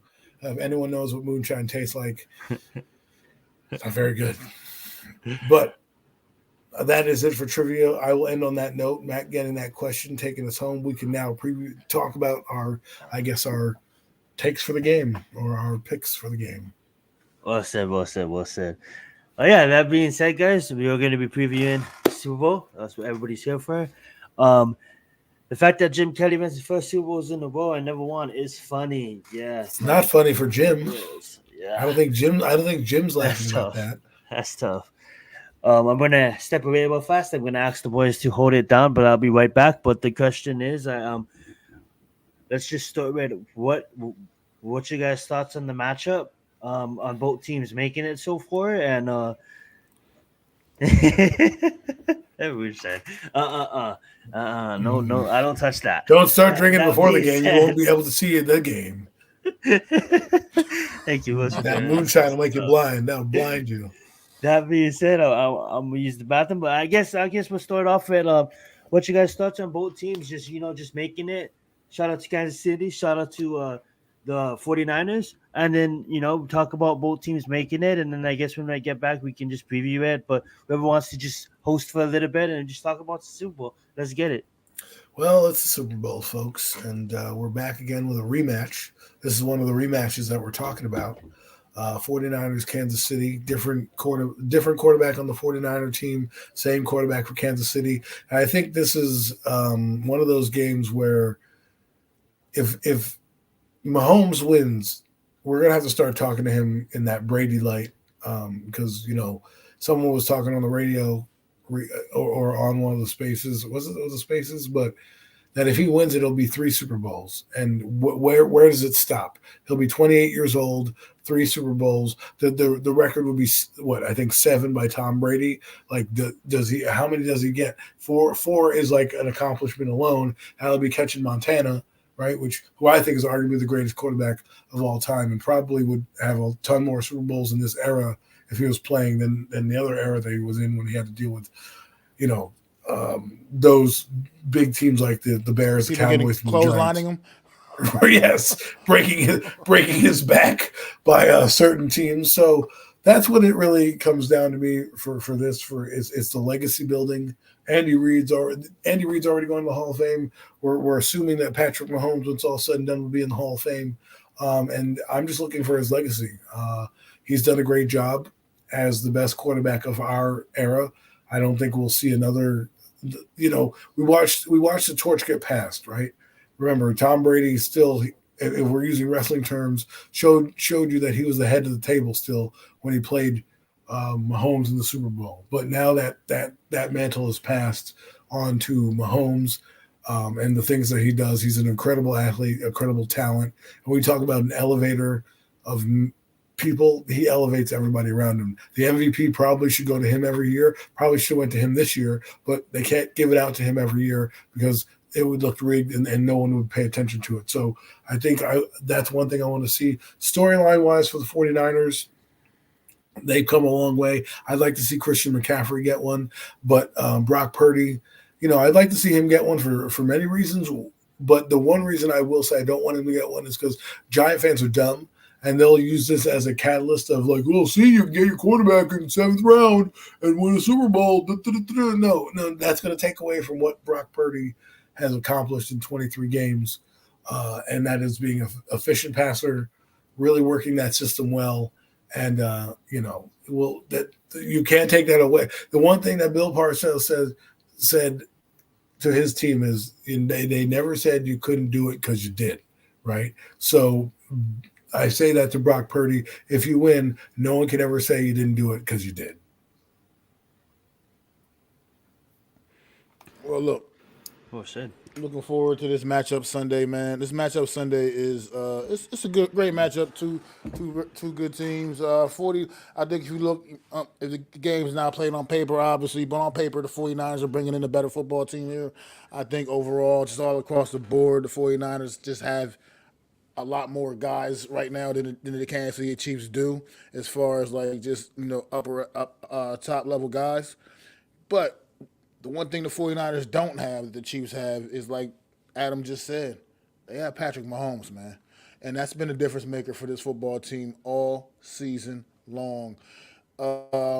People who even remotely had any questions about Patrick Mahomes coming into this season, I think he shut that all down. He is the GOAT right now at that position of quarterback in the world. I mean, I know they don't play American football all over the world like they do some of the other sports, but Patrick Mahomes is the best quarterback in the world currently playing the game of football right now, American football right now. It's not even close. They're going to Not Spain next year, even so you never know. remarkably close. So you take a Patrick Mahomes with this Kansas City Chiefs team. They had all kinds of receiver issues. I mean, other than the obvious, the superstar tight end and Travis Kelce obviously is still there. What? But other than Kadarius that, Toney all is kinds of number other one. receiver issues, and all Patrick Mahomes did was take and elevate these guys and still able to be efficient enough to get the job done, even with all the costly mistakes that receiving core made. And I know it was times Patrick Mahomes probably really wanted to just cuss these guys out, man, Like the and Jet say game comes to mind. a few things that he wanted to say to his receiving core that did everything they could to let this Chiefs team down. A lot of the way doing it, they struggled through the regular season a bit. They absolutely struggled a bit during the regular season, and people were already kind of like thinking, kicking them to the wayside. If you got Patrick Mahomes, you always got a shot. When you got, and that's his point. But he's the one player in this league you could take and put him on any team in this league, and he'll take and turn that team instantly into a threat. It doesn't matter what team it is. You can put him on the Carolina Panthers right now, and the Carolina Panthers will be a threat. Oh, because there's nobody in the NFC. Of Patrick Mahomes. That's the talent of Patrick Mahomes. Oh, what I'm just saying in general. It won't be hard in the NFC. That's for sure. That's the talent of Patrick Mahomes, man. That's what he brings to the table, man. And I look forward to a decent game. I think also the underrated. I think what people are not talking nearly enough about is this Chiefs defense. This Kansas City Chiefs defense has also been playing at a much different level this season and throughout the postseason. Man, they have really stepped it up even more so in the postseason. Man, I think this Chiefs defense it kind of reminds me of the 2011 New York Giants team where they were decent through the season for the most part, but then they really ramped it up when it came to the money time in the playoffs, and this is it reminds me of that a little bit. This Chiefs defense, I think, is not getting enough credit as well. I mean, we've been giving Patrick Mahomes. I've been giving Patrick Mahomes a lot of love, and because he's absolutely great, he's a stud. Like I said, he's the best at what he does. But this Chiefs defense also is a factor, and I think that's going to be the X factor in this football game on Sunday. Will ultimately be the Chiefs defense. I think they're going to be what's going to put the Chiefs over the top in this one. But we'll talk about that a little bit. If you like defense, then Steve Spagnuolo is the guy you bet on because he is going to do things to like he had the GOAT Tom Brady spinning. I'll never forget in 2007. He's commanding that defense, and they did an A-gap blitz where they thought they were bringing Antonio Pierce, and they ended up bringing Kavika Mitchell on the backside, and it totally confused Tom Brady and that offensive scheme, and that was Tom Brady we're talking about, right? Now you have Brock Purdy in the game. I think there's going to be a disguise or two, a blitz that you haven't seen from the Kansas City Chiefs. This is where it's going to come out. This is where you're going to see maybe a Nick Bolton look like he's going to drop back in coverage and then bang, hit that A-gap and blitz right up the middle. Because, Christian McCaffrey goes out on a little, dump off. So we'll see what Spagnuolo can do. If I'm a betting man, Spagnuolo has a very good track record against young quarterbacks. I'm not saying Brock Purdy can't beat Steve Spagnuolo. I'm just saying Steve Spagnuolo has been known in his career, especially with the Chiefs, to fool quarterbacks into baiting them into turnovers. Look what he did last year against Jalen Hurst. Look what he did against, Tom Brady. Look what he did the year they won against the 49ers as well. And this time his defense is far less talented than it was those previous years. Remember, they don't have Tyrann Matthews anymore. They don't have a couple of those big name players they got. They still have Chris Jones, which is a major piece, obviously a disruptor. And they have some guys coming into their own. Karlakis is coming into their own. Right, they have Nick Bolton, like I mentioned. They have Drew Tranquill, the linebacker, running sideline to sideline. So they have some guys that can rush the passer, and they are averaging 17 points a game and not giving up more than 228 yards per game. This Chiefs defense is flying under the radar on how well they've played. They bottled up many teams in the playoffs. Look what they did with Josh Allen. Okay, look what they've done with Lamar Jackson, and obviously their opening game at home. I think they played Miami. Look what they did to them in that game as well. And when we talk about an elevator, when I see Patrick Mahomes, I'm going to go because that's what he does. He's like the elevator that you go to in a mall, in a store with all the floors. He can just take you wherever you need to go and bring you there safely. I'm going to call him the elevator boom because no matter what happens, he's elevating his team. He's elevating players. Remember what Max said. They were in a transition mode. They had nobodies. This is what we talk about when we talk about greatness. Okay, when you take guys off the street, Richie James, freaking Kadarius Toney, Scanling Jr., Rashid Rice, the list goes on, and you make those guys functional, okay? Functional. Because you're that good of a player. And you saw what Andy Reid did at the end of that game. He put the ball in his best player's hands and he delivered. And that's what happens. And guys, what I've heard from players around the league is when you get a guy like Patrick Mahomes, you don't want to disappoint him. You don't want to disappoint him because you may never get the football again. So you're going to try to make those plays and make those plays at a high level because you never know what they're going to do. And then when you elevate these guys and you do what you do, you end up with Mahomes, who had a down year, but it still technically should be an MVP year with how he played with the people on his team. Off my soapbox. Go ahead.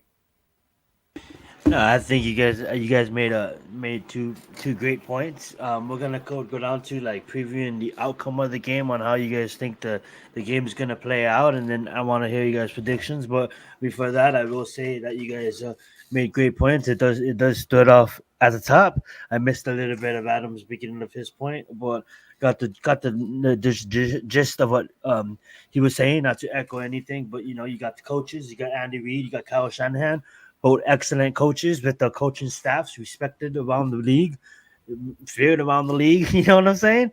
We got two great quarterbacks in their own right. It's the underdog, last pick of the draft versus the guy who's trying to repeat. That said before the year started that he's going to repeat. A lot of people counted them out throughout the year with the Kansas City Chiefs, but this is, I believe, Adam said a little bit, touched on that a little bit. I believe for me, this is the best defense that Patrick Mahomes has ever had. It starts all up front with Chris Jones. It starts with the scouting department and the developmental department. With being able to draft these players and then not only draft them, but get the right coaches in-house to develop them. I think that's absolutely amazing. All starts with the offensive line, and then with the quarterbacks and the safeties, and then looking at over the defense with Chris Jones up front, and then what they have there. But getting into the receivers, they do have young players in Reggie Rice and Watson that is probably gonna get his throughout when his time comes. I could see maybe a trick play from Tony. But Adam laid it out perfectly. You know what I'm saying? Getting these players that a lot of people would think, that would probably not even make rosters, and do something with them. Patrick Mahomes is special. Matt covered that. And that being said, I want to ask the boys. I think I covered everything what I wanted to cover at that point. I'm gonna ask the boys. How do you guys think the game's gonna play out? I'll probably begin. And then I want to get your guys' thoughts on that. I think it might be a defensive game at first, but Kansas City kind of, pulling ahead. Reason being is I can see the 49ers defense kind of being a bit jumpy. They do have a lot of household names, but it comes down to experience. Although a lot of people played in big time games, a lot of the roster hasn't been around for the last time they appeared in the Super Bowl. And that being said, even though the foundation is good, it isn't just another game. It is the Super Bowl. I think Patrick Mahomes and the defense and the offense of the Kansas City Chiefs is going to be more composed and more calm in the moment, pull out ahead. I do have the 49ers coming back slowly, kind of later. And my prediction, I want to say the Chiefs. I want to say the Chiefs repeat. My heart's saying the Chiefs repeat. Call me crazy if if what I'm about to say, but I honestly believe that Kyle Shanahan and Brock Purdy is going to be standing at that pedestal. Something tells me to just take the 49ers because I believe a late comeback, the Chiefs are going to probably pull ahead maybe by, I would say, 7 to 10 points. And then the 49ers come back with that defense. And we're going to see some key mistakes on Kansas City's defense. That call me crazy. I just see that's how it's playing out. And I'm going to have the game ending with probably a score of I don't know a deadlock score, but I would probably see a score of 28-24 or 27-24 with the kick with the game winning field goal. Call me crazy, but I have the 49ers winning. Who wants to take it? Well, I think you know where I'm going with this. Obviously, as I mean, look, I just don't bet against the best, man. Mm-hmm. And Patrick Mahomes is the best until proven otherwise, man. He's the best. He's taken this Kansas City Chiefs team, like I said, that came in. A lot of people, counting them out, thinking they just weren't the same team anymore, and they're not really. But they have one thing consistent, and it's a big thing, and that's Patrick Mahomes, man. Patrick Mahomes he's just his greatness is going to shine through once again. This is yet another opportunity for him to kick down yet another door, which he doesn't necessarily need to. Like I said, Adam, you mentioned earlier. I mean, Patrick Mahomes has already done enough in his career that they can already start making his bust in Canton whenever he retires, man, and hangs it up. But with that being said, man, like I said, I also think when it comes, like I said, it comes down to this Chiefs defense also being the X factor in this game. I think this Chiefs defense will find a way to trip up Brock Purdy enough and force a few mistakes, enough of mistakes that I think is going to take the Chiefs over the top ultimately in this game, as well as having Patrick Mahomes on the other side of the ball doing the things that he's going to do. He's going to put that team in a position to score points. He's going to put that team in a position to win the football game. That you can already book it. You know that's going to happen. I mean, yes, he lost a couple of years to Tom Brady, who at the time was the GOAT as well. But it's a new day, and Patrick Mahomes is definitely the new sheriff in town. And I mean, even in that game that they lost, Patrick Mahomes playing in front of an absolute patchwork offensive line was still out there giving it everything he had. It was one point where he threw a pass where he was completely in a horizontal position. His body was in a horizontal position in the air, and he was still throwing passes down the field at angles like that. That's how great Patrick Mahomes is, and I think like I said, I believe top to bottom, 49ers had the better roster. I just think that Patrick Mahomes just gives this team, the Chiefs, the edge, and gives them what they need, and they're going to go out there and they're going to win this football game on Sunday and disappoint the 49ers yet again in the big Super Bowl rematch, man. I don't have a I score on love this, it. I don't know. I love it. We'll get into. I'm gonna let Adam speak, but we'll get into MVPs and talks of that a little bit later on. The show is about to close out in about 10 to 15 minutes, but I'm gonna let Adam give his game how he sees it, he sees it going, and who he has been in. Go right ahead, Adam. Well, this game is interesting for me because the 49ers have more of the pressure on them than the Kansas City Chiefs. The Kansas City Chiefs, again, like Max said, weren't supposed to be here. Their season was up and down. But with that being said, they're here. And I think they're going to do what they did last year.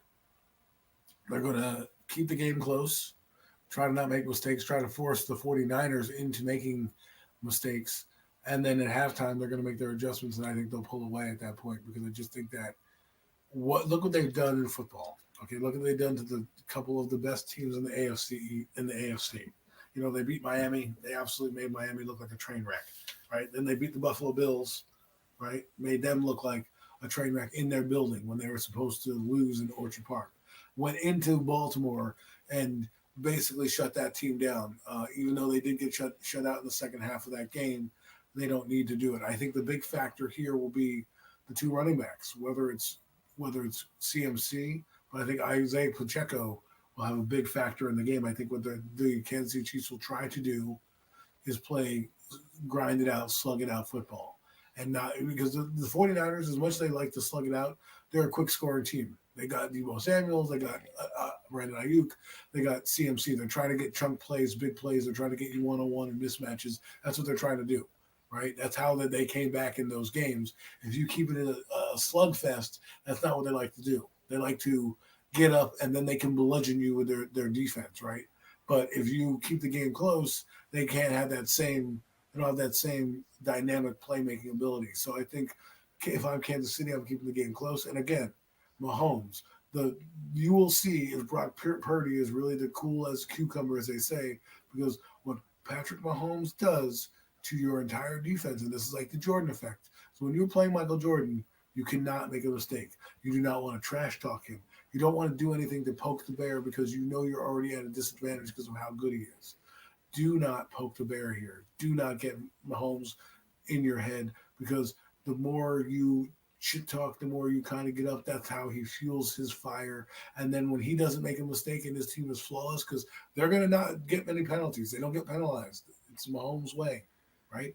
If you start to get penalties and start getting in your head and start throwing up ducks and, thinking you're going to come back in the second half of this game like you did against the Lions, you have nothing coming. This team has been there before. They've done it before, and they know how to close the door on the weaker teams. And don't be that team that closes the door on. Well said. I do want to bring up a few things real fast. I did want to say in mine, but I missed them. In defending, you guys had great points. Adam, you didn't say who do you think wins, and if you want to give a score prediction, by the way.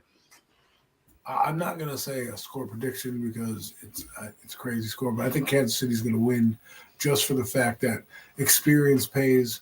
They've been dominant in their playoff games. It's not like they've they've been dominant, right?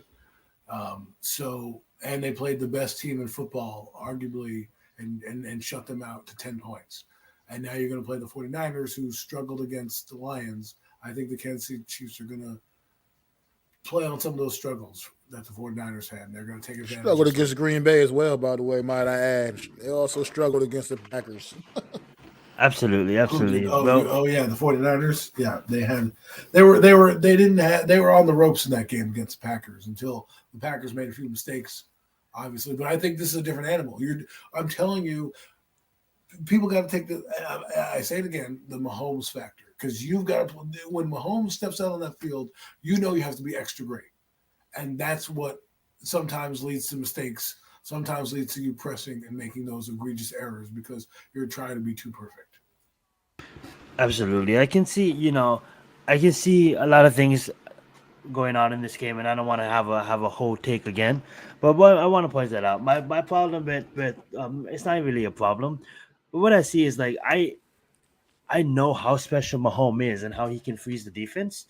And I don't have a problem with him doing what he does because he's the GOAT, and I want him. That's why if a gun was to my head, I'll probably pick the Chiefs. But this is what I think. I think it's the receivers that I'm not comfortable with, because when you have a coach like Kyle Shanahan that really wants it badly, he's gonna find a way to somewhat take Travis Kelce out of the game. Does he? Probably not, because it's Travis Kelce. It's kind of like the Gronk effect, you know what I'm saying? You can plan for Gronk, but he's going to get open one way or another. Travis Kelce is going to get open one way or another.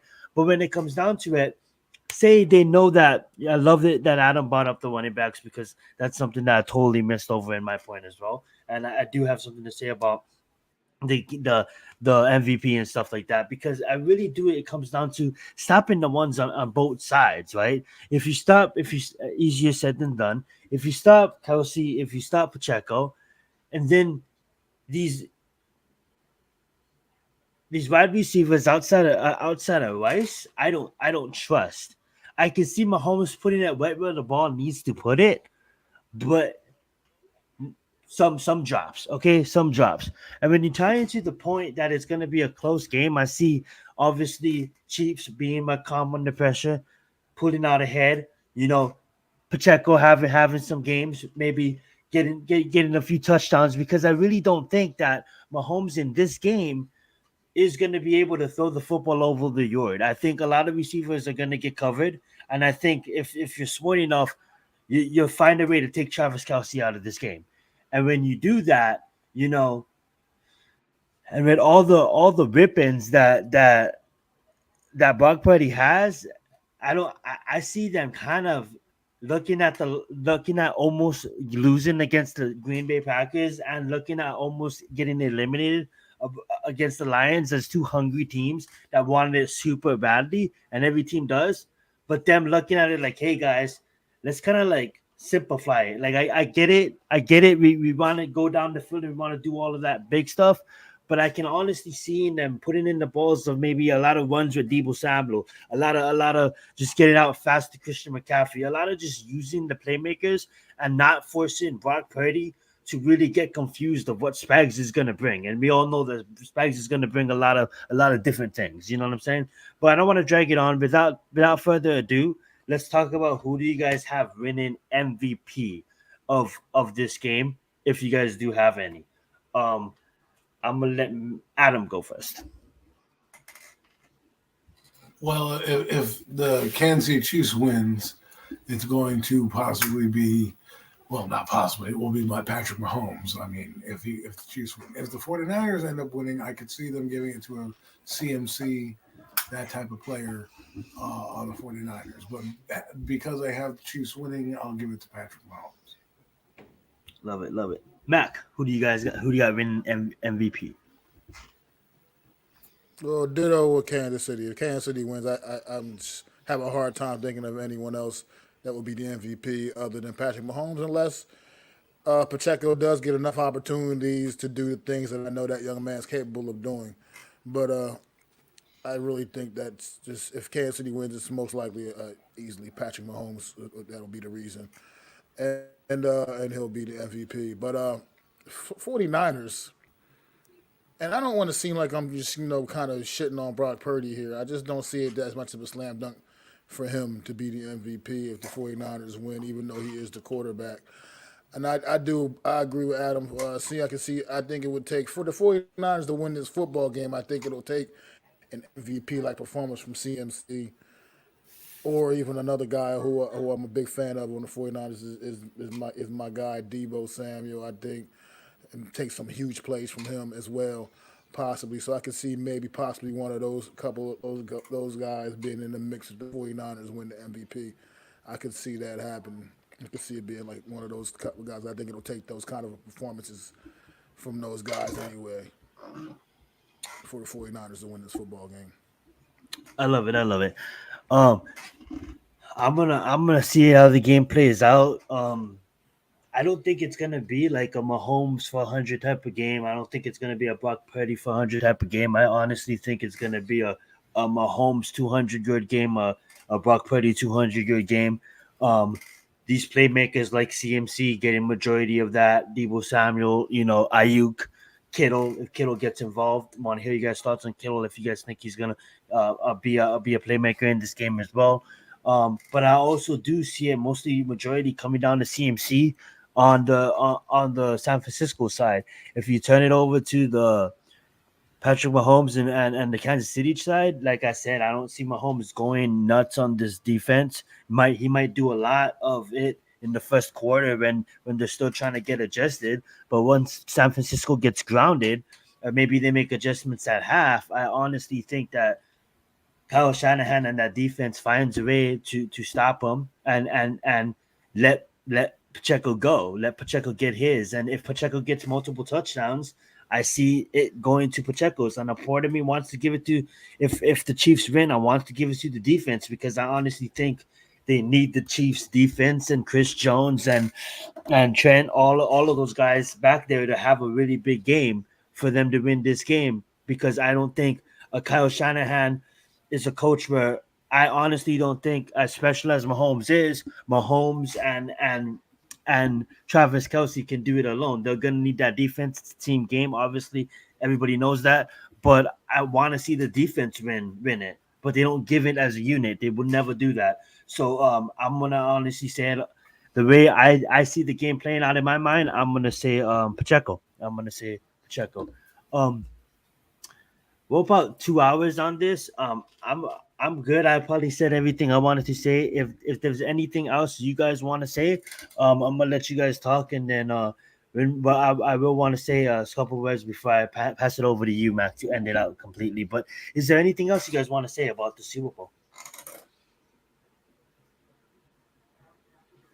Just look forward to a great matchup, man. I think this is a good matchup between two really good teams, two very well coached football teams. You got a future Hall of Fame head coach on the one sideline. You got one of the great young coaches in the NFL right now on the other sideline. You got two really good football teams. Like I said, you got the best quarterback in the world on Kansas City. You got just like a phenomenal offensive cast of characters on San Fran, man. Should be an exciting football game. And just everybody sit back and enjoy it, man. I mean, these teams matched up a few years ago in the Super Bowl. It was a good game that year. I think this year, it could even be a better one this go around on Sunday, man. So really, just enjoy the game, make smart choices, be safe, whatever you do, however you party and however you want to enjoy watch the game, just do it. Be safe, be smart, and just have fun, man. Enjoy it, man. And it should be hopefully it's a good one. We can all sit back and talk about this one 10, 15 years from now. It's an all-time great Super Bowl, man. Absolutely, Adam. Is there any final things you want to say? You know, it's just gonna be fun.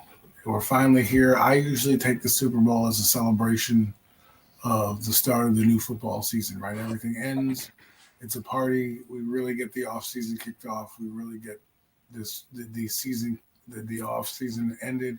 And it's just one of those things where it's like, the culmination of who won. I don't really necessarily care who wins the Lombardi. But at the end of the day, I'm just happy because the real work starts, the off season. And then as you guys know, I'm more of an off season fan than a NFL game fan. As much as I watch the games, I love diving into the roster building and the construction and studying players and doing all that fun stuff. And I'm looking forward to the off season because I think it's a big one for the Giants, an absolutely huge one for the Giants. So once that hits triple zeros on Super Bowl Sunday, everybody's back to 0-0. Absolutely, well said, well said. And I will say this, everybody, like you guys said, just enjoy the game. I'm a fan of the NFL. Like Adam said, I just wanna. I don't really care who wins. I may think certain team may win, but at the end of the day, I want to just see a good game. I hope everybody is out there safe. Hopefully, nobody gets injured. You know what I'm saying? Hopefully, the ads, the commercials, the advertisements are worth watching. Um, and I will say this: we didn't really cover any of the hiring. Talking about the New York Giants, we were going to get into them. It looks like we did hire the defensive coordinator from the Titans to be our defensive coordinators, and Shane, and we also did hire their offensive coordinator to be our tight ends coach. So we are going to be digging into that when we come back next Friday. We'll recap the Super Bowl, of course. We'll get into the WWE press conference. That was pretty lit. I don't know if you guys watched that, maybe in a casual. I'm getting back into it. That was pretty exciting. We'll probably be talking about that. NBA All-Star Weekend is full effect. We'll cover the NBA a little bit closer, and then the main topic. Obviously, this time of the year is what Adam just said, the reset. Now we can talk about the draft. We can start, pulling up a lot of these players. We're gonna go probably position by position and talk about them as a group. And then we have a lot of stuff planned for premium takes in the upcoming months. So stay tuned. It's a fun time to be an NFL fan, and hopefully you guys have an amazing Super Bowl Sunday. And we forgot to do this, so I'm gonna say mine more fast, and then I want Adam to say his, and then Mac pass it over to Mac, and he'll say his, and he'll close it out. What is you guys' Super Bowl dish? I'll probably just be doing some hamburgers on hot dogs, nothing too crazy. Some chips maybe. I'll probably didn't get some chicken, so I'll probably avoid chicken this time. I eat a lot of chicken. I eat chicken like 5 days out of the week. I love me some chicken, so I'll probably not eat chicken for this one. But that being said, yeah, that'll probably be mine. Hamburgers and hot dogs. So, Adam, what is your food of choice for this Super Well, Bowl Sunday?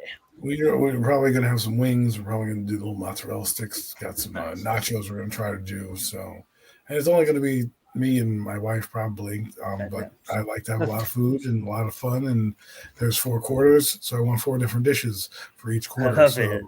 I don't know if that'll happen, but we'll see. And I obviously have an adult beverage in my hand as well. So that's about it. Love it, love it. Mac, how about yourself? And close it out. We're done here.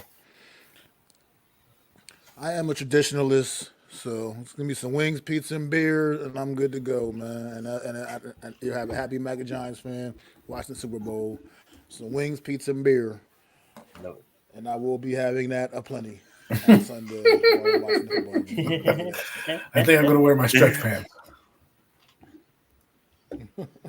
Let's get it. But That's what's up. everybody, we do appreciate y'all hanging out with the Horsemen for the last 2 hours, man. It's been awesome. It's been a super dope episode of the Premium Takes podcast, man. Love doing this each and every Friday night with my guys. Man, throw them fours up for the one and only NYG Jeffy T, always here representing with us, man. No doubt indeed. Everybody enjoy the game Sunday. Enjoy the commercials. Whatever you're watching it for. Enjoy Taylor Swift. Whatever you're watching the game for. Just enjoy. Enjoy the Yeah, we're gonna game. be there. Have fun. It's the Super Bowl. It is the Super Bowl after all, man. And thank y'all once again for coming out to the and joining us for another edition of the Premium Takes podcast. Make sure y'all hit that thumbs up. Make sure y'all go to each of our channels, hit that subscribe button, man. Help out, support our channels, man. No doubt indeed. We appreciate y'all for tuning in. Everybody in the chat, you all been great, man. And like I said, enjoy the game on Sunday. This has been another edition of the Premium Takes podcast. We will see y'all next Friday. Peace.